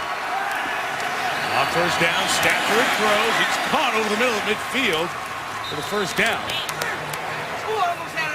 It's a beautiful thing right there. Timing pattern on a little seam post. There's Nate Burleson who caught it, and his knee is hurt, John. Does a nice job throwing the ball away from rotation. Saw Burleson grabbing his knee. Couldn't tell if he was injured or not, and slow to get up. Tim Jennings brought him down. So they look at the 10-year veteran receiver for Detroit. Steen Kleinschmidt, the veteran athletic trainer for the Lions, walking Nate Burleson off, putting a limited weight on that right knee. It seemed to hyperextend as he was tackled by Tim Jennings. Burleson, who's had a minimum of 55 catches each of the last 3 years, so much a part of the 3 wide receiver sets the Lions use. As he goes out, Detroit has a first down at midfield. And a Michael LaShaw run of 7 to the 43 and a Lance Briggs tackle. Making a lot of yardage off this left side. They're putting Riley Reef, an extra offensive line, in on the backside. But take a look at the injury to Burleson. His right leg's going to get locked here. Came down awkwardly, Mike. And John, we mentioned they run so much 3 wide receiver. Ryan Broyles, who was their second-round draft pick out of Oklahoma last year, NCAA leader in receptions in his career at 349, getting as healthy as he has been off that ACL injury that he had a year ago at Oklahoma. He's going to be seeing the field a bit more now as LaShaw slips and falls, and he's very close to the first down. Well, this is an offense that really makes its money in the passing game with 3 wide receivers. You showed how they've struggled. What can they do to get themselves going here? Because they're still in this game, only down 13. They just got to remember they're playing the Chicago Bears. This is a team that is very disciplined. They don't do a lot. They need to finish a drive. They had a nice drive before the half. LaShaw fumbled the football, but the Bears aren't going to give you a lot of big play opportunities, Mike. They've got to continue to pound the ball.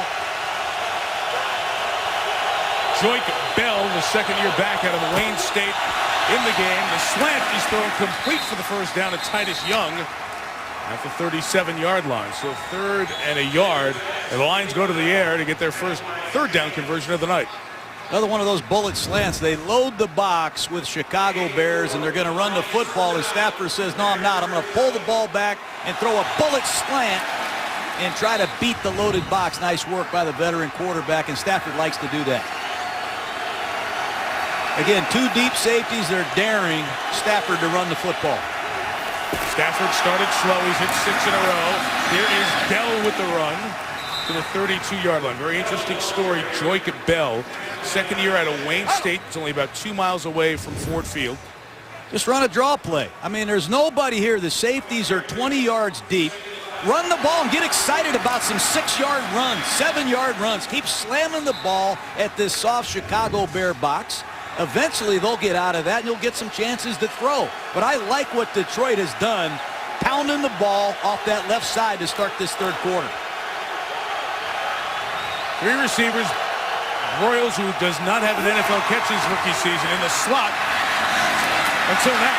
First NFL catch for Ryan Broyles at the 16-yard line. Boomer Sooner, one of the most productive college receivers in NC2A history, had a terrible knee injury. Watch him come off the ball right here. Nice release, goes right down the seam, and he goes up and gets it. They call him the natural in Detroit. Kid knows how to play the position. Good to see him running around again. He gets more action as Nate Burleson goes back on a cart to be checked out in the locker room. Lions in the red zone at the 16. Tossing to Bell. Raiola, the undersized center, got a pull, got a good block. And Bell, who they call the finisher on this team, gains 8 yards. John, he only went to college 2 miles away, as I was saying, from where the Lions play their games. Division II player, one of the Harlan Hill Warriors, the best player at that level, at 86 rushing touchdowns. Didn't know if he'd get a chance or even a look in the NFL. Bounced around to a couple of teams, cut 5 times, and finally getting his opportunity in camp. Led this team in preseason rushing, made the team, and now has played well when called upon. Second and 2, miscommunication with Titus Young. Stafford was expecting him to come inside. You can't make these mistakes in the red zone. That time they have a running play called again. They're expecting an adjustment that didn't happen. The young Titus Young, who's really struggled in his second year out of Boise, not on the same page in a critical area of the field. And this sets up a huge 3rd down and 3. Calvin Johnson at the top of the screen. Guess who's with him? Tillman. Tony Scheffler goes in the slot.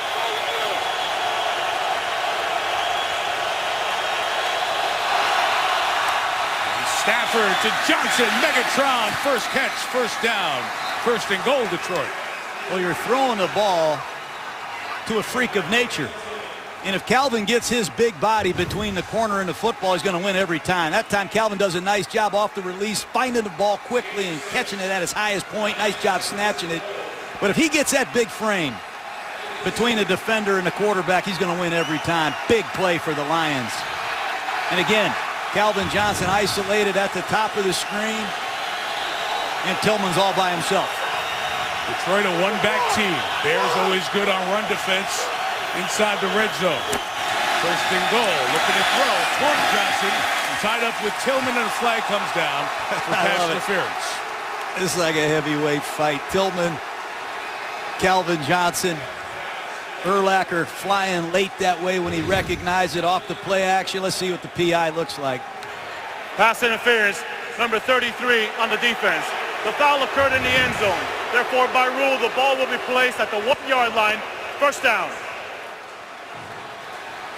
Okay. That's what they like to do. They're in a one-back set. They isolate Calvin Johnson on one side of the formation, and it's almost like Stafford has a check with me, Mike.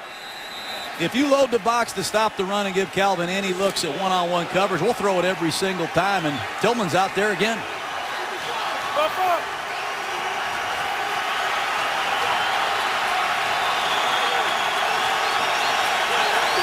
Number 1, they're going to throw it again.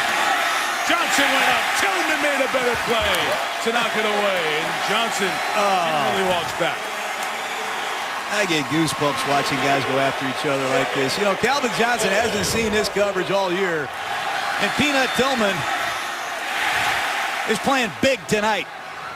They are challenging each other, snap in, snap out, the last 5 plays of this drive. Now he's going to the bottom of the screen. Tillman's going with him. You're at the 1. I wonder why he wouldn't run it a couple of times. There they run. There's Bell. Trying to go over the top. Trying to lose the football. He did. Urlacher came away with it. Maybe that's why they didn't run it. That's just bad football by Detroit. You have no lead back. You stick a young back in there. You call him the closer, and he gets closed out by the Bears. Ball security a must. I think he's a little too far out to launch. Let's see if he scored. Nope, he didn't score. That's looking right down the front of the plane of the goal line. They didn't score. Bears ball. Well, the Chicago defense has made its name on forcing turnovers and on back-to-back possessions in the red zone. Detroit's young, inexperienced backs have turned it over. Let's look at this one, which, as every turnover's under review. Joique Bell leaping forward, comes down short. Ball clearly out while he is down, and then Urlacher comes up with the recovery. He's on a knee and may have been touched by Pettigrew, so the ball may be back at the 1. You see there's no body part down for Bell. He's laying on bodies as the ball comes out, and John, was great penetration by the D-line to cause it to come out. Yeah, Henry Melton at the point of attack does a great job, and 2 young backs. LeSure fumbles in the first half in the red zone. Joique Bell here in the third quarter. Said it earlier, the Bears are going to make you go 12, 13, 15 plays to score. They're counting on you making mistakes, and Detroit's made a number of them tonight. Of the last 3 opportunities, we mentioned the red zone fumble by LeSure. Stephon Logan muffed a punt that would have given Detroit the ball with good field position, perhaps at the their own 40-yard line. And then Jim Schwartz's team with a good drive that ends with yet another fumble caused by Urlacher. It'll stand and be his 36th takeaway of his NFL career, 13 years in the league. The ruling on the field is confirmed. The runner fumbles prior to crossing the goal line, and there's a clear recovery by Chicago. 1st and 10, Chicago. And they did not change the spot back at the 1-yard line there, and perhaps ruling that Pettigrew did not make contact with Urlacher when he had a knee on the ground and had the recovery. Jay Cutler tried to hard count in this situation earlier in the ball game. I expected Detroit defensive line to try to get off the ball and try to get some penetration and create an impact turnover. That's what they need to do to win this football game.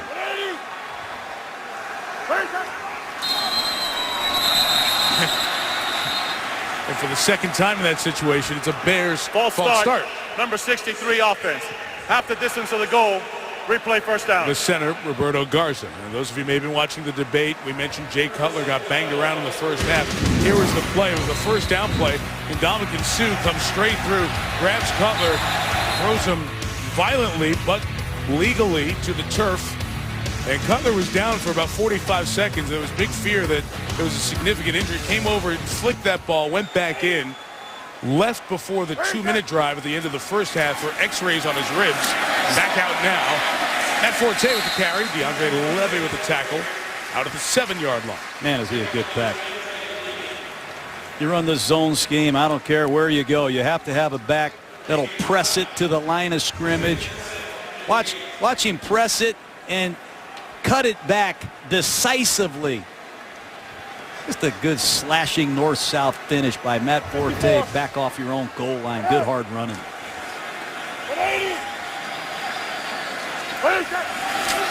Second and 7, Forte. Nice job to be patient. Wait for the hole to get there.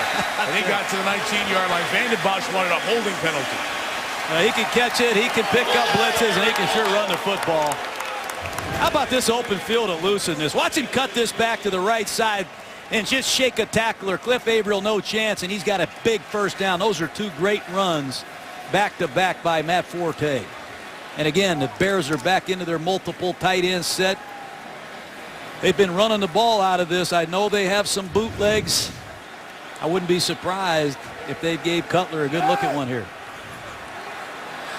We were asking for a holding penalty, but we didn't see one there on the blocking. Good job of that Bears front. Another run, this time off the corner. Eric Coleman comes down, the safety for Detroit, and Cliff April with the tackle. Well, Lions are used to seeing Matt Forte succeed against them. Most yards from scrimmage. The guys have played at least 8 games against Detroit, players in this division. Forte with the big numbers, and Adrian Peterson has had his days against Detroit, and Sweeten has had a bunch of days against a bunch of people. Yes, he did. All-time great. Amari Spivey is out for Detroit. That's why Coleman was in on that tackle, and Spivey is getting a concussion test over on that far sideline. Cutler throwing complete to Earl Bennett. Bennett made a man miss, and Coleman has to make the tackle too late. First down, Chicago. Earl Bennett's got a long history with Jay Cutler. He's been out with a hand injury. Good to have him back. Played with Cutler at Vanderbilt. Just a little spot route. He sits down against the zone, slips a tackle, and does an excellent job after the catch. Very good instinctive slot receiver Earl Bennett is, and if he can stay healthy, he's going to make a lot of first downs for this Bear offense. Just the last 2 games with a hand injury. He's grimacing on the sideline. The liver injury last year was pretty severe. 10 Forte.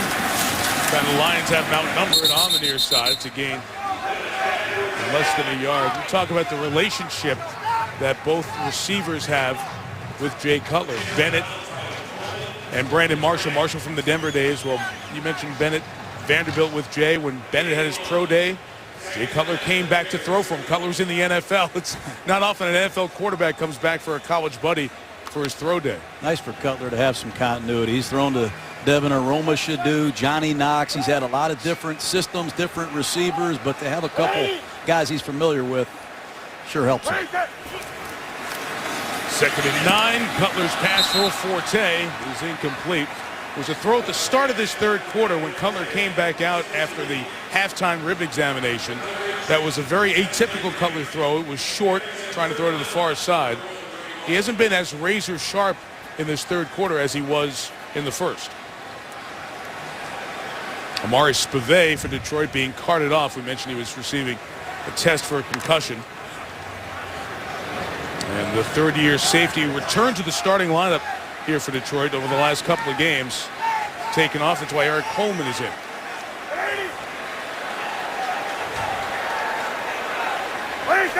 A 3rd and 9, and the Lions bring 5 as Cutler, his arm hit as he threw, and it's incomplete. Bennett was the intended receiver, and Alfonso Smith for the 2nd time knocked it away. Oh, Willie Young ruined that play. I mean, Gabe Karimi struggling at right tackle. That time, Willie Young is going to come screaming off the corner here. He's not on the screen. He's going to come right off the right side. He's in Jay Cutler's lap right as he's getting ready to throw it. Say what you want. It's just a 2-possession game. There's a lot of football left. Detroit continues to hang around with their defense. See if they can get something going, Mike. Adam Podlish with the punt. See if the punt returner can catch it. That's an upset. Logan caught it. 44-yard kick. A one-man miss, but he'll go down quickly at the 28-yard line. Lions are in their 125th game since their last punt return for a touchdown.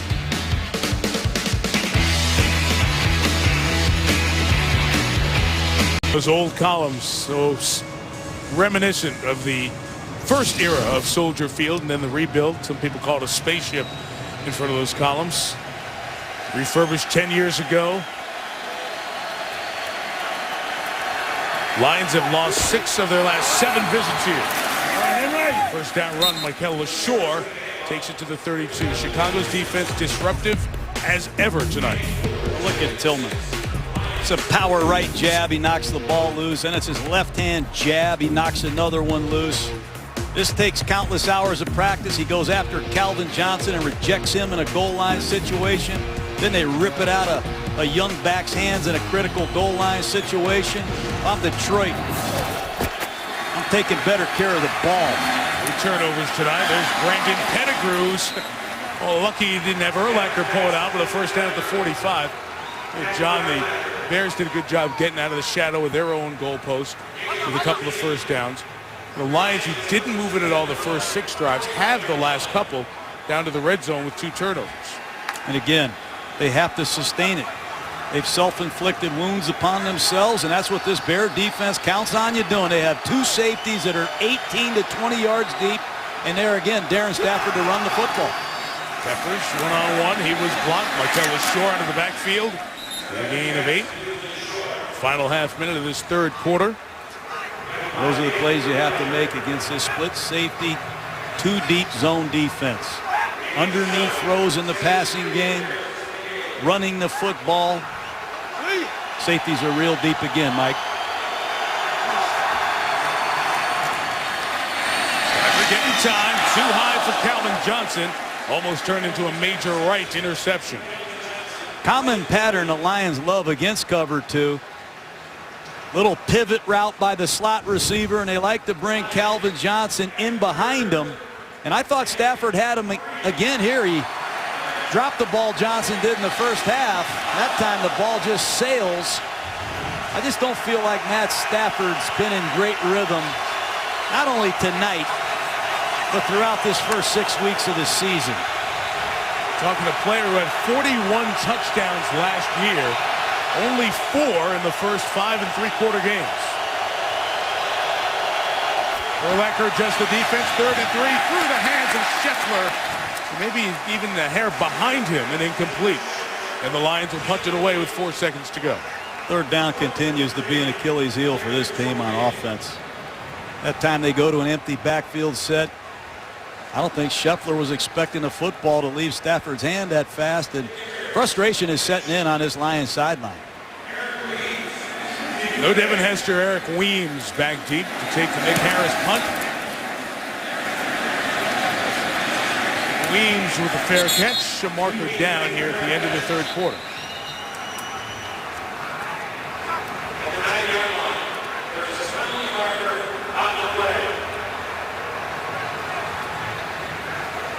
During the kick, holding number 97, the receiving team. Half the distance to the goal. First down. That is the end of the third quarter. So the Bears will start from inside their own 5 after 3 in Chicago. 13-0.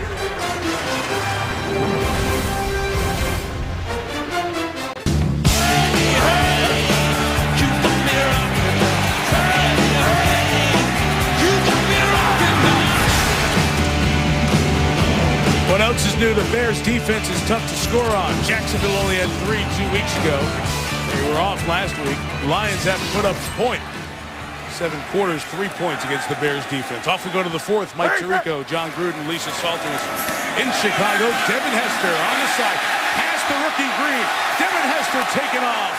And he's got a first down at the 28-yard line. How frustrating is that for the Lions? It's those built-in hots in the running game. It's a loaded box. They throw a one-step hitch to Hester. And Jonte Green, a rookie 6th-rounder out of New Mexico State, is no match for Devin Hester. But to give up a 23-yard gain on a play like that is demoralizing to this Lion defense, who needs to generate a turnover. It looks like that's their only chance. The 8th catch of the year here in game 6 for the Bears. Michael Bush hooked up. Delmas makes a heck of a play there, and a late flag. Rayshell down the field for the Bears. Might be guilty here.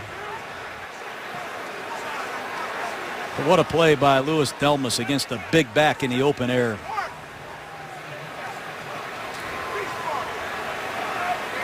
After the play was over, personal foul, unnecessary roughness, number 62 in the offense, 15-yard penalty, 2nd down. Shallow Rayshell's penalty on top of the Delmas play. Lovie Smith not happy. The Bears have committed a number of penalties. They've committed more penalties than their opponent in every game this season, and that one very costly with a 13-point lead. I don't know about that.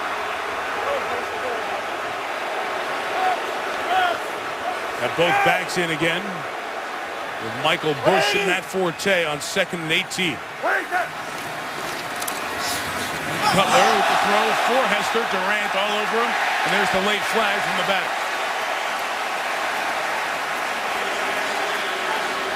Busy referees tonight.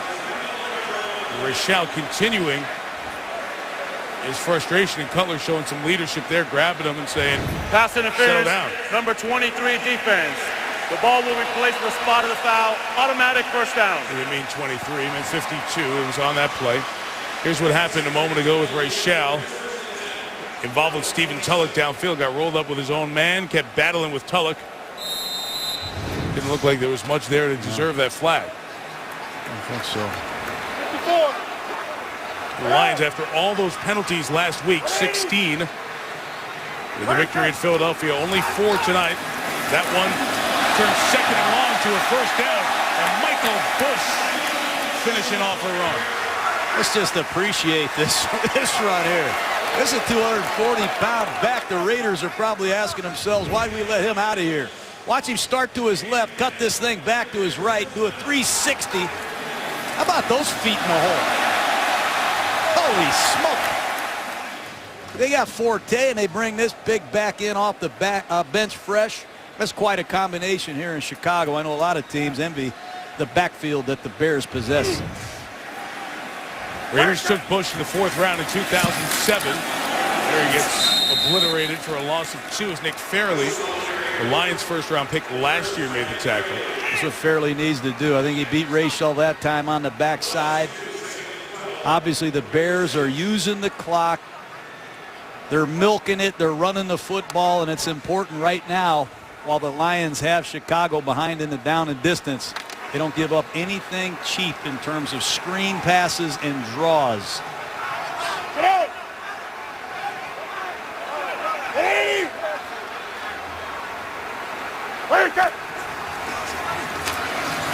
Cutler's throw is caught by Hester. And he gets to the 43-yard line. You know, seems like every time we've come to Chicago the last 5 years, we keep hearing, we're going to get Devin Hester a package, get him a little more involved in the offense. 2 catches this drive. You're going to see Hester show up here on a little spot route, and this is really tight.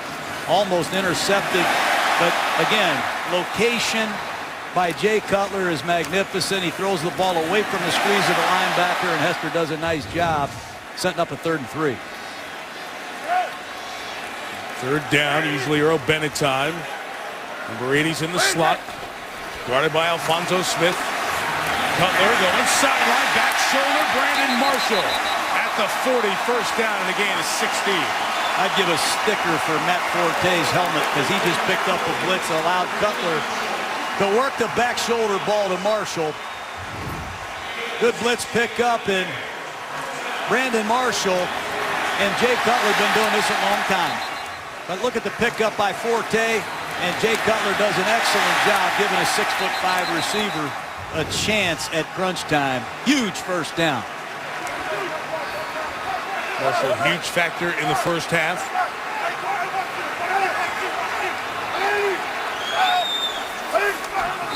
In the 40, looks like the snap. But the rest of the offensive line not on the same page.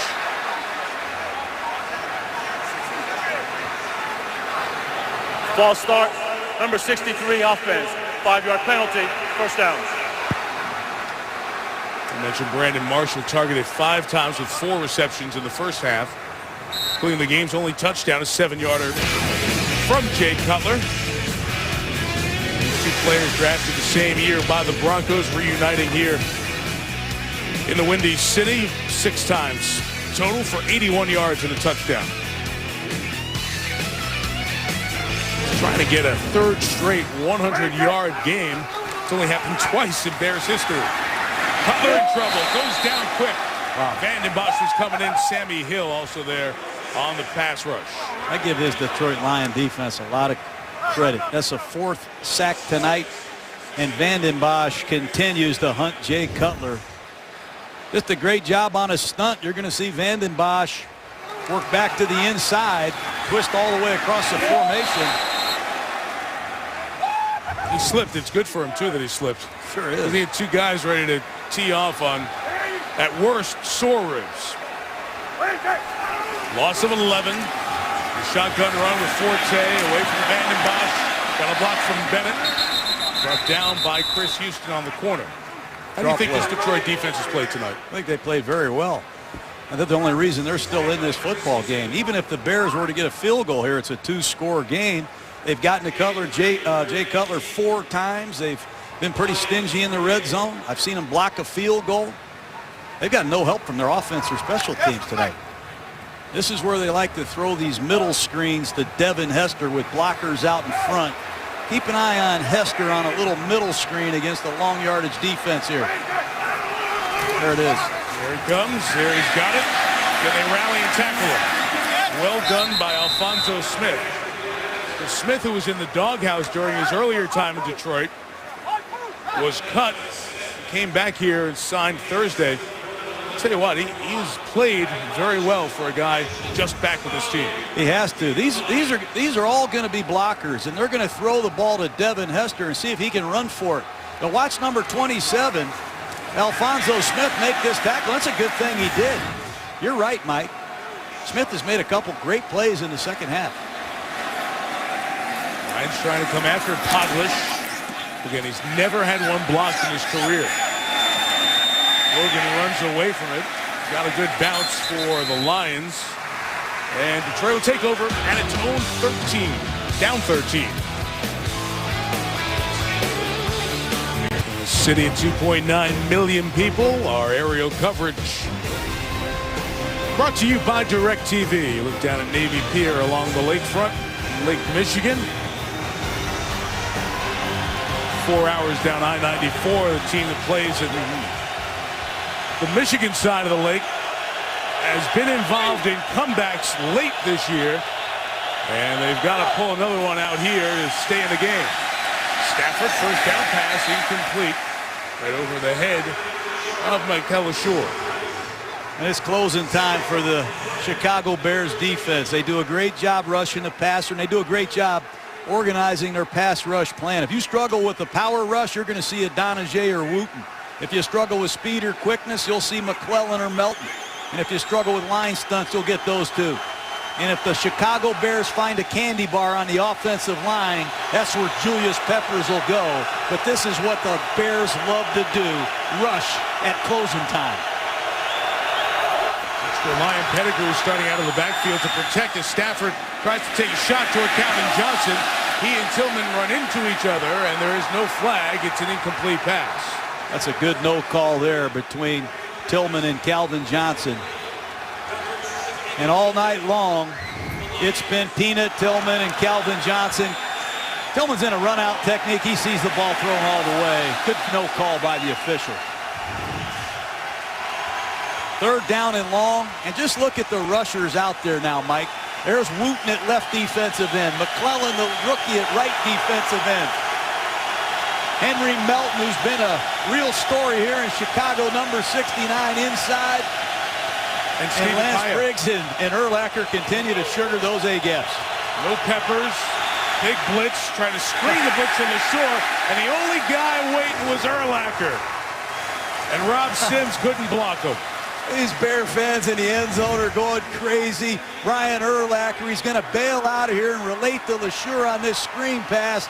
He's under serious pressure. Ball has to be thrown. And what discipline by Brian Urlacher maintaining his coverage. That's a big play if Urlacher's not there. Will this be the one that Devin Hester gets to try to get the most returns in NFL history for a touchdown? Nope. High hang time, fair caught. And the Bears sideline. Disbelief. Chicago ball and lead. Bears are in the lead in the north. The 49ers lead in the west. San Francisco 5-2 takes on 4-3 Arizona. Cardinals open 4-0, but they've lost their last 3. See if Larry Fitzgerald can get going. Not easy against that terrific San Francisco defense. Next Monday night from Glendale, Arizona. 6:30 Eastern pregame with Chris Berman and company. Calvin Johnson has been shut down tonight by Charles Tillman and the Bears defense. And after the last 2 drives started at the 5, Chicago in Detroit territory to begin this drive, and Michael Bush runs left for about 4 yards. And Rochelle with another late push after he got a flag on the prior drive. Needs to be very careful. Doesn't get another one. Rochelle came here from San Francisco where he started 38 games at right guard. Now he's playing left guard for the Bears. And I'll tell you what he brings to the Bear offense is nastiness. He's a tough, physical football player. He's got to be careful here. He's already been penalized once, but I like the way they're running to the left behind the big Ray Shaw from Southern Cal. He's doing a nice job.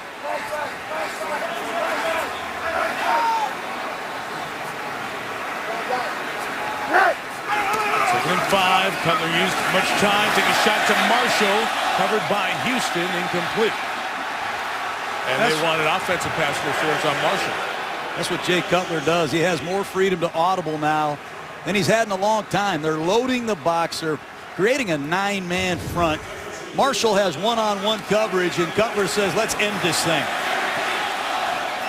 Good work by Chris Houston. But just listen to Jay Cutler, Mike. He's in these running situations, and if they load the box, he's going to target number 15, and they've been a handful the last few weeks, that's for sure. For an extra lineman in there, Jonathan Scott, former Lion draft choice, also played with the Steelers. It's 3rd and 5. Cutler is flushed, is hit, and is brought down. Jonte Green, rookie 6th-round pick, along with Ndamukong Suh on the stop. It's good work by young Jonte Green. Runs 4.35. Gunther Cunningham told me that time he blurred the screen. Watch Cutler take off, and out of your right side of your picture, watch number 36. Flash! Nice job by Jonte Green. It'll go down as a sack. The Lions have 5 of those here in the game tonight.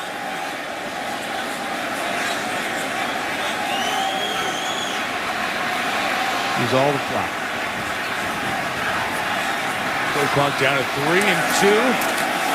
Patrick Manley sends it back. A deep snapper. Logan told everybody to get away. He's muffed 2 and put himself right in the middle of the fire. Another one. Wow.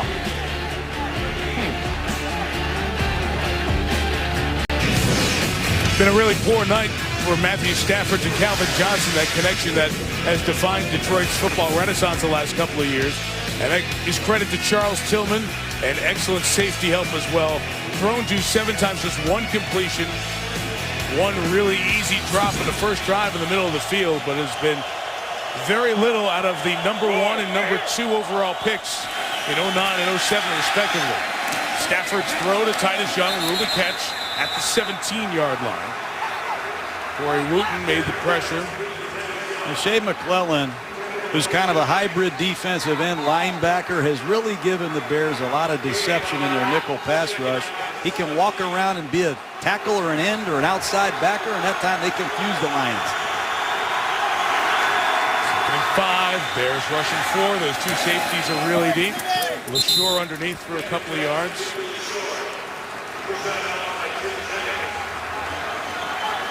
Julius Peppers, this is the 2nd consecutive drive that he has been on the sideline here for Chicago. Has that plantar fascia that has bothered him throughout the season. Let's hope it's nothing serious.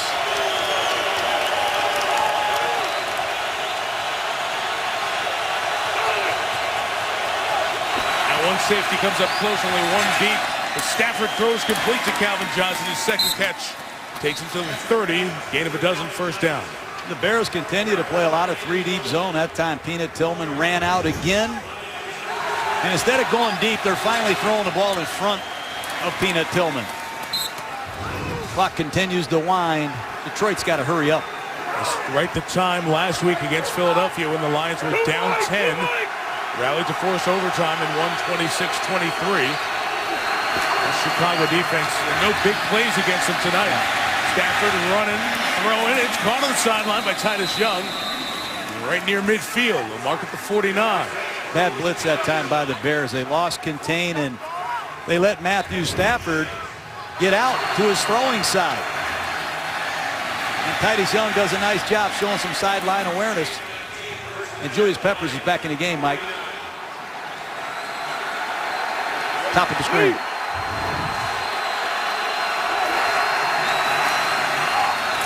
Stafford throws complete to Joyke Bell, ran through the would-be tackle of DJ Moore to get a 1st down at the 40-yard line. This has been the exact scenario we've seen the Lions in many times on Sundays this year.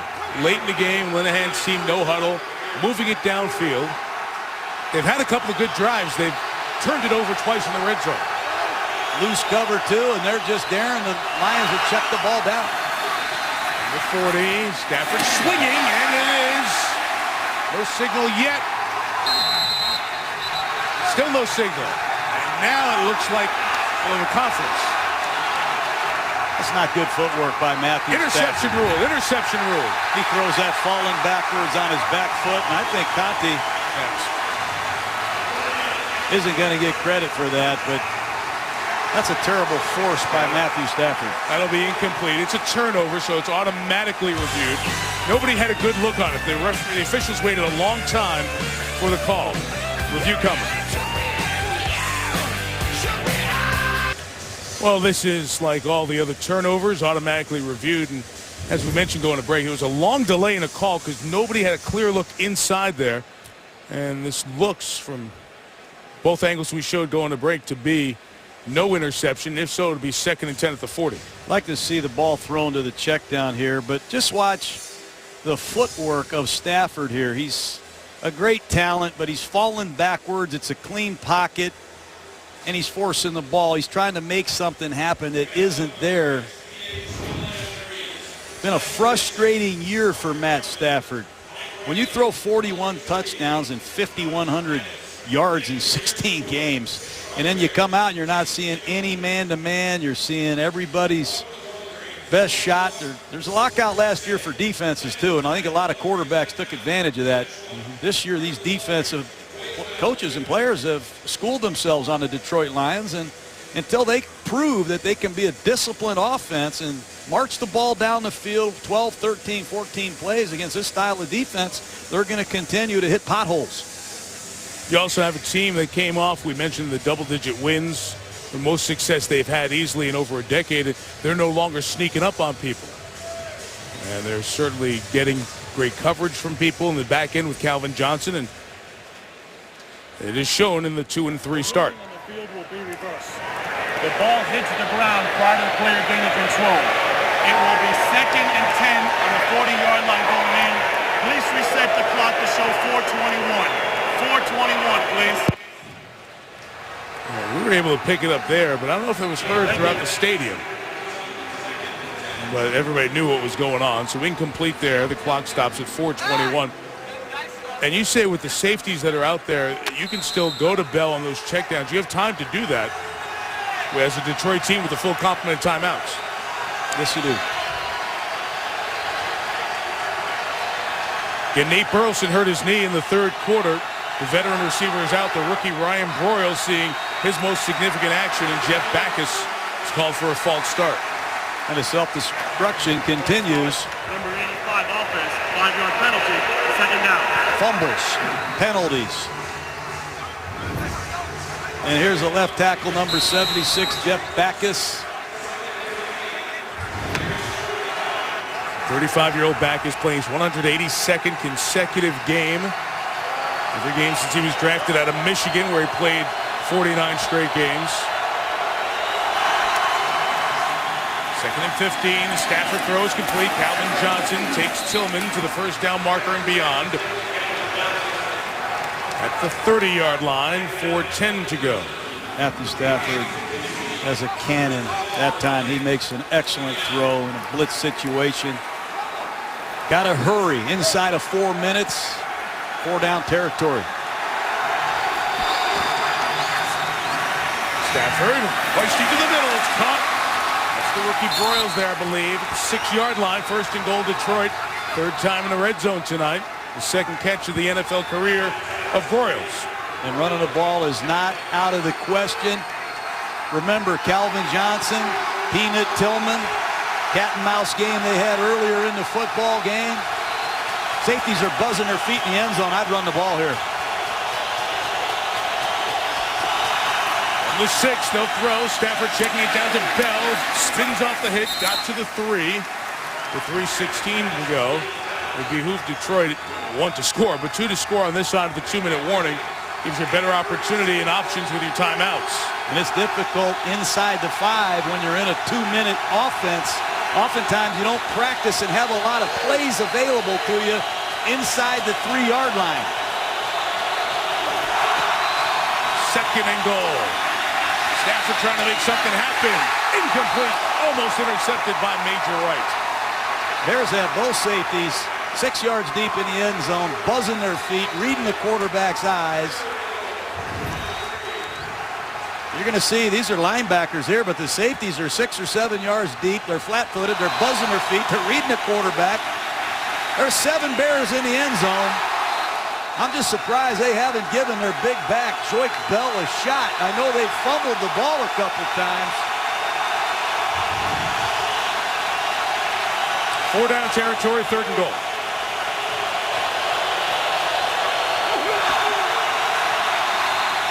Stafford swinging, incomplete for Johnson. It'll be 4th down. They're trying every which way they can to get it to Calvin Johnson. That time it's a tight slot.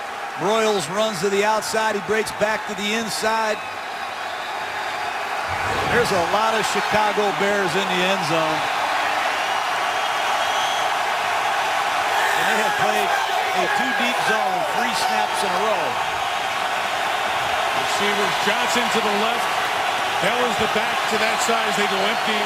Broyles, Young, and Scheffler to the right. 4th and goal. Peppers chases. Stafford throws. Intercepted. That's a really disappointing goal line sequence. And that shot says it all. All night long, the Chicago Bears have dared the Detroit Lions to sustain a drive. They've counted on the Lions self-destructing. This time, Julius Peppers is going to chase Stafford down from the backside. Chicago Bears play their disciplined zone defense. How about Henry Melton? Julius Peppers has done it a long time. 4 incomplete passes inside the 5-yard line, and I've never seen red zone self-destruction like I've seen tonight, Mike. There's 2 feet inbounds and a catch. Just double checking that was officially ruled an interception or not. And that uncertainty will probably lead to a review here. Let's see. Nope, just going to reset the play clock. Alberto Riveron came out to blow the whistle. The multiple red zone turnovers for Detroit, the story here tonight. That was officially ruled a DJ Moore interception. His second, 10th on his career. Because he and Stafford had a physical altercation after a pick last year. Here's the red zone story, if you weren't with us. For Detroit, the fumble at the end of the first half by Michael LaShore that Briggs was a part of. Joique Bell reaching for the goal line. Urlacher knocked it free, took it away. And then on 4th and goal, wouldn't have mattered anyway because it would have been short. And the interception. They've had a lot of plays inside the 5 tonight. They tried Calvin Johnson, I think, 3 times in a row. That didn't work. 4 different kinds of passes inside the 5. It didn't work. I think the Lions need to work on some kind of play that they can run the ball with in the tight red zone. That seems to be perfectly clear tonight. It's a team without a fullback, so they have to come up with creative ways. Down there, they have not had a Forte on the carry. Up the middle to the 11-yard line. Detroit used 1, now will use a second timeout with 2:29 to go. The Lions' last time they were shut out was at Green Bay back almost 3 years ago, October of 2009. It's been a long time since the Bears have had a home shutout. It's like the Bears know the plays the Lions are running. It's hard to get the Bears twice. I remember last year, Mike, they ran the trap pass. They fooled Lance Briggs. He saw the guard pulling, and they shot the ball to Pettigrew for a big touchdown in the Lions win. This year they tried the same play. And Urlacher and Briggs say, we ain't buying it this year. You're not getting the same play twice. He turns wheels, finds a tight end, and there's nowhere for Stafford to go. It's hard to get the Bears twice. They're so disciplined. It's a credit to Rod Marinelli and Lovie Smith. I said that Tillman had a PhD in Bears defense. He's got a master and a doctor's degree. Look at this. Urlacher and Briggs and Tillman, 33 years of combined system intelligence in this Bears style of defense. Rod Marinelli listens to them. He takes their input. They make adjustments on the sideline. They're amazing pros. Get the back of their football card. These are amazing Chicago Bears. They rival the great Bears of all time. That's how good those three players are. And you shut out the Detroit Lions on Monday Night Football. That's saying something. There's a lot of talent on the Lions offense. Only allowed 3 points against Jacksonville. Chance to go back-to-back games. Not allowing a touchdown. Adam Podlish to punt again.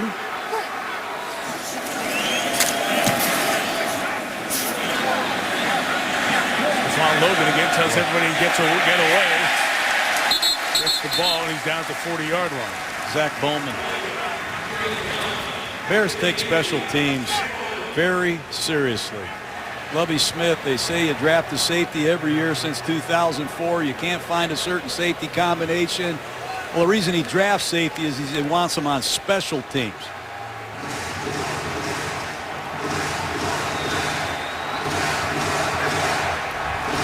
Cutler went down in the first half. Didn't think you'd see smiling and good times from that Chicago sideline. Looked scary there for a moment. Cutler 16 of 30, 150 yards. Marshall 6 catches and the only touchdown scored tonight. 2:13. Detroit's used all of its timeouts. Only the 2-minute left. And Michael LaSure trying to get to the sideline, taken there by Tim Jennings. Jennings and Tillman on the corners, and John, where the Bears had defensive breakdowns in the Monday night game last year, the safety position, we've talked about Chris Conte and Major Wright a lot, especially here in the second half. I love these young safeties. You know, Atlanta had 2, Deku and William Moore. We saw Chancellor and Earl Thomas in Seattle. Major Wright and Chris Conte deserve a lot of credit, as does Gil Byrd, the safeties coach here in Chicago. He was a great player himself. At the 2-minute warning, pass caught by Pettigrew in Chicago territory at the 48. Can the Bears get their shutout on their way to 5-1? Scott with you coming up on SportsCenter, the GMC postgame report. Highlights and analysis of this old school black and blue division tilt. Top 10 plays of Week 7 in the NFL and 2 most suspenseful words in baseball. Game 7, Giants-Cardinals. Mike Tirico, they are partying in the Bay Area. Yep, San Francisco winning. Welcome those of you who watched that to the very end. Much like the St. Louis Cardinals, the Lions have not scored tonight. It was 9-0 and finished in a driving rainstorm at AT&T Park. Here it's 13-0, so the Giants will face the Tigers in the World Series in San Francisco, games 1 and 2 Wednesday and Thursday. Inside the 2, no timeouts left. Stafford taken off. Sliding down at the 41-yard line. This coverage, this Tampa 2 coverage you get late in the game, takes a certain discipline. You got to be able to look off the linebackers. You have to be patient. This is a defense we played a long time ago in Tampa. Lovie Smith has taken it to another level. But you have to be patient. And it's a frustrating coverage. You can up the middle from Adonijah, and he will get the sack. Israel Adonijah with 2.5 against the Rams. Gets his first one in 3 games. This good disciplined coverage and a relentless fresh pass rush. Now you just see Adonijah on your left side split a double team, and Peterman has no chance. He thought Raiola was going to work his way. They love it. 15-yard loss. Bears take 2 linemen out, bring 2 new ones in. 5 seconds remaining. Peppers in pursuit as Stafford slings it complete to Titus Young at the 35-yard line. And that'll be a first down with 48 to go. I mean, how'd you like to be Matthew Stafford? He's exhausted. He may have to come out of the game. Julius Peppers is fresh, and he's off to the races. And Matthew Stafford makes a great throw here. Looks like he hurt himself, Mike. He's wincing in pain. He is, as he reached across his body to throw. Remember, Stafford was hurt earlier in the season in the Tennessee game. He was chasing down after an interception, injured his leg, and a leg that he had injured earlier that week. And Sean Hill came in and led the furious comeback. Going to chip these defensive ends. Stafford firing right. Titus Young out of bounds at the 12 with 41 seconds remaining.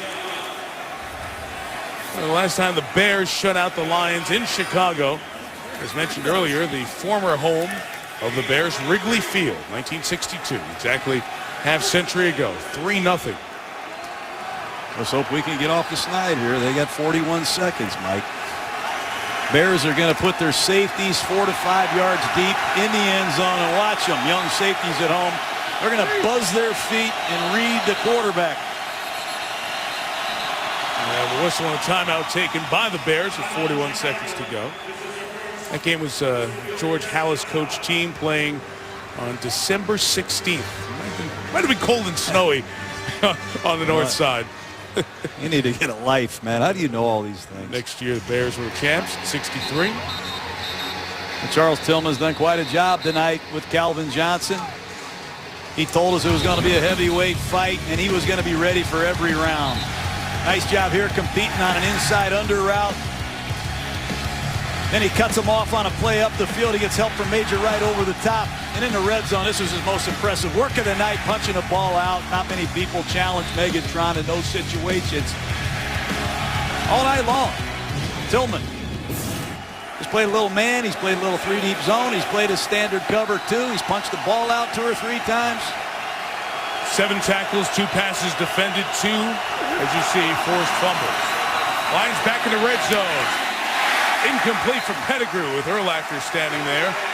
3 times tonight Detroit has turned it over in the red zone. Matthew Stafford is exhausted. He's run for his life tonight.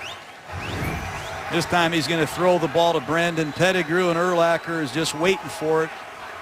People underestimate the ball skills of Brian Urlacher. I've seen him be the deep safety on the Hail Mary pass. 35 years old, all-time leading tackler of the Bears. Working himself back into form for a stretch run. His 36th career takeaway tonight. Another end zone shot, and it's caught. Ryan Broyles, his first National Football League touchdown for the rookie out of Oklahoma. Second-round pick. Many question why Detroit took another wide receiver when they had 3 good wide receivers. First-round grade before the knee injury. And Broyles comes in and gets his first NFL touchdown, seeing his most significant time after Nate Burleson was hurt. Turkey hole throw between the corner and the safety. So much for that Wrigley Field bit, the 1962 stuff, Mike. And Detroit will go for the onside kick, as they have a couple of times this year. Recovered it. Remember, Titus Young had that Hail Mary catch against Tennessee. In a very similar situation as this. Easton Hansen on for the extra point. The man has scored the 3rd most points in NFL history. Point number 2,705. Gets us to 13-7 and to an onside kick attempt coming. And Dave Toub is going to get his Chicago Bears ready. It'll be interesting to see how Detroit deploys their onside kick team. They try to departmentalize their Lions in 3 different configurations. They want to try to have an option to kick it left, to middle kick it, or kick it to the right. That's pretty common in terms of the distribution of the onside kick team, but this is a pivotal play. You don't want to give Matthew Stafford 1 shot at the end zone. Here was the story last week, John. Down 13, they're down 10 with 5:18 to go. Matthew Stafford, 8th time in his career, he's engineered a comeback victory in the 4th quarter. Jason Hansen from 19, the end of regulation, sent it to overtime. The defense forced a 3-and-out in OT. That was a Hansen 45-yard game winner to get Jim Schwartz's team its 2nd win on the season.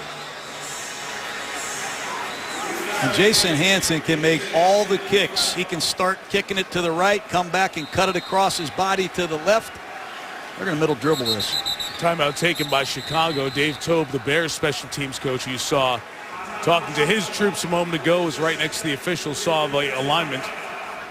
And there's Danny Crossman, the special teams coach for the Lions. He's talking to Alfonso Smith, who just got to him this week. They also have Justin Miller out there, and he was just signed today. So a lot of new and fresh bodies out there for Detroit who haven't been on onside kick coverage with Crossman. GMC postgame coming up. You heard Stuart Scott a second ago. Coverage from here, the postgame from soggy San Francisco, and your first preview of the Tigers and the Giants in the World Series. Hanson's going to look at the defense. He's going to see the deployment of Bears. He sees 4 down here. He sees 3 in the middle and 3 up top. I'd be surprised if he doesn't middle dribble this and see if Osgood, number 10, can get the football. From the Lions, Hanson got the big bounce, trying to get to avoided area, but Earl Bennett takes it on that next hop and closes the business as the Bears will get win number 5 on the season. Carolina fired its general manager today.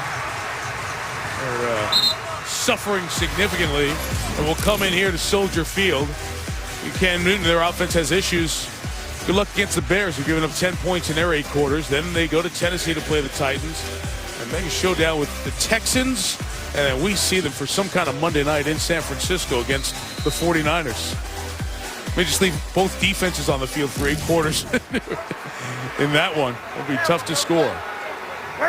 Meantime, Detroit will go home and play Seattle. And it'll be an interesting day with the 2 stadiums next door to each other. An NFL game at 1 and then a World Series game right across Brush Street at 8 o'clock that night. Bears are 5-1. The Lions are 2-4. And the only team under 500 in the NFC North. Meeting 165 is win 95 in the series for Chicago. Bears 13, Lions 7. These 2 teams meet on the final Sunday of the regular season, December 30th in Detroit. Megatron got shut down tonight. 3 catches, 34 yards. A story for the Bears defense. 96 rushing yards out of Matt Forte. And Cutler with a touchdown to Marshall. Chicago 13, Detroit 7. Sports Center next with John Gruden and Lisa Salt.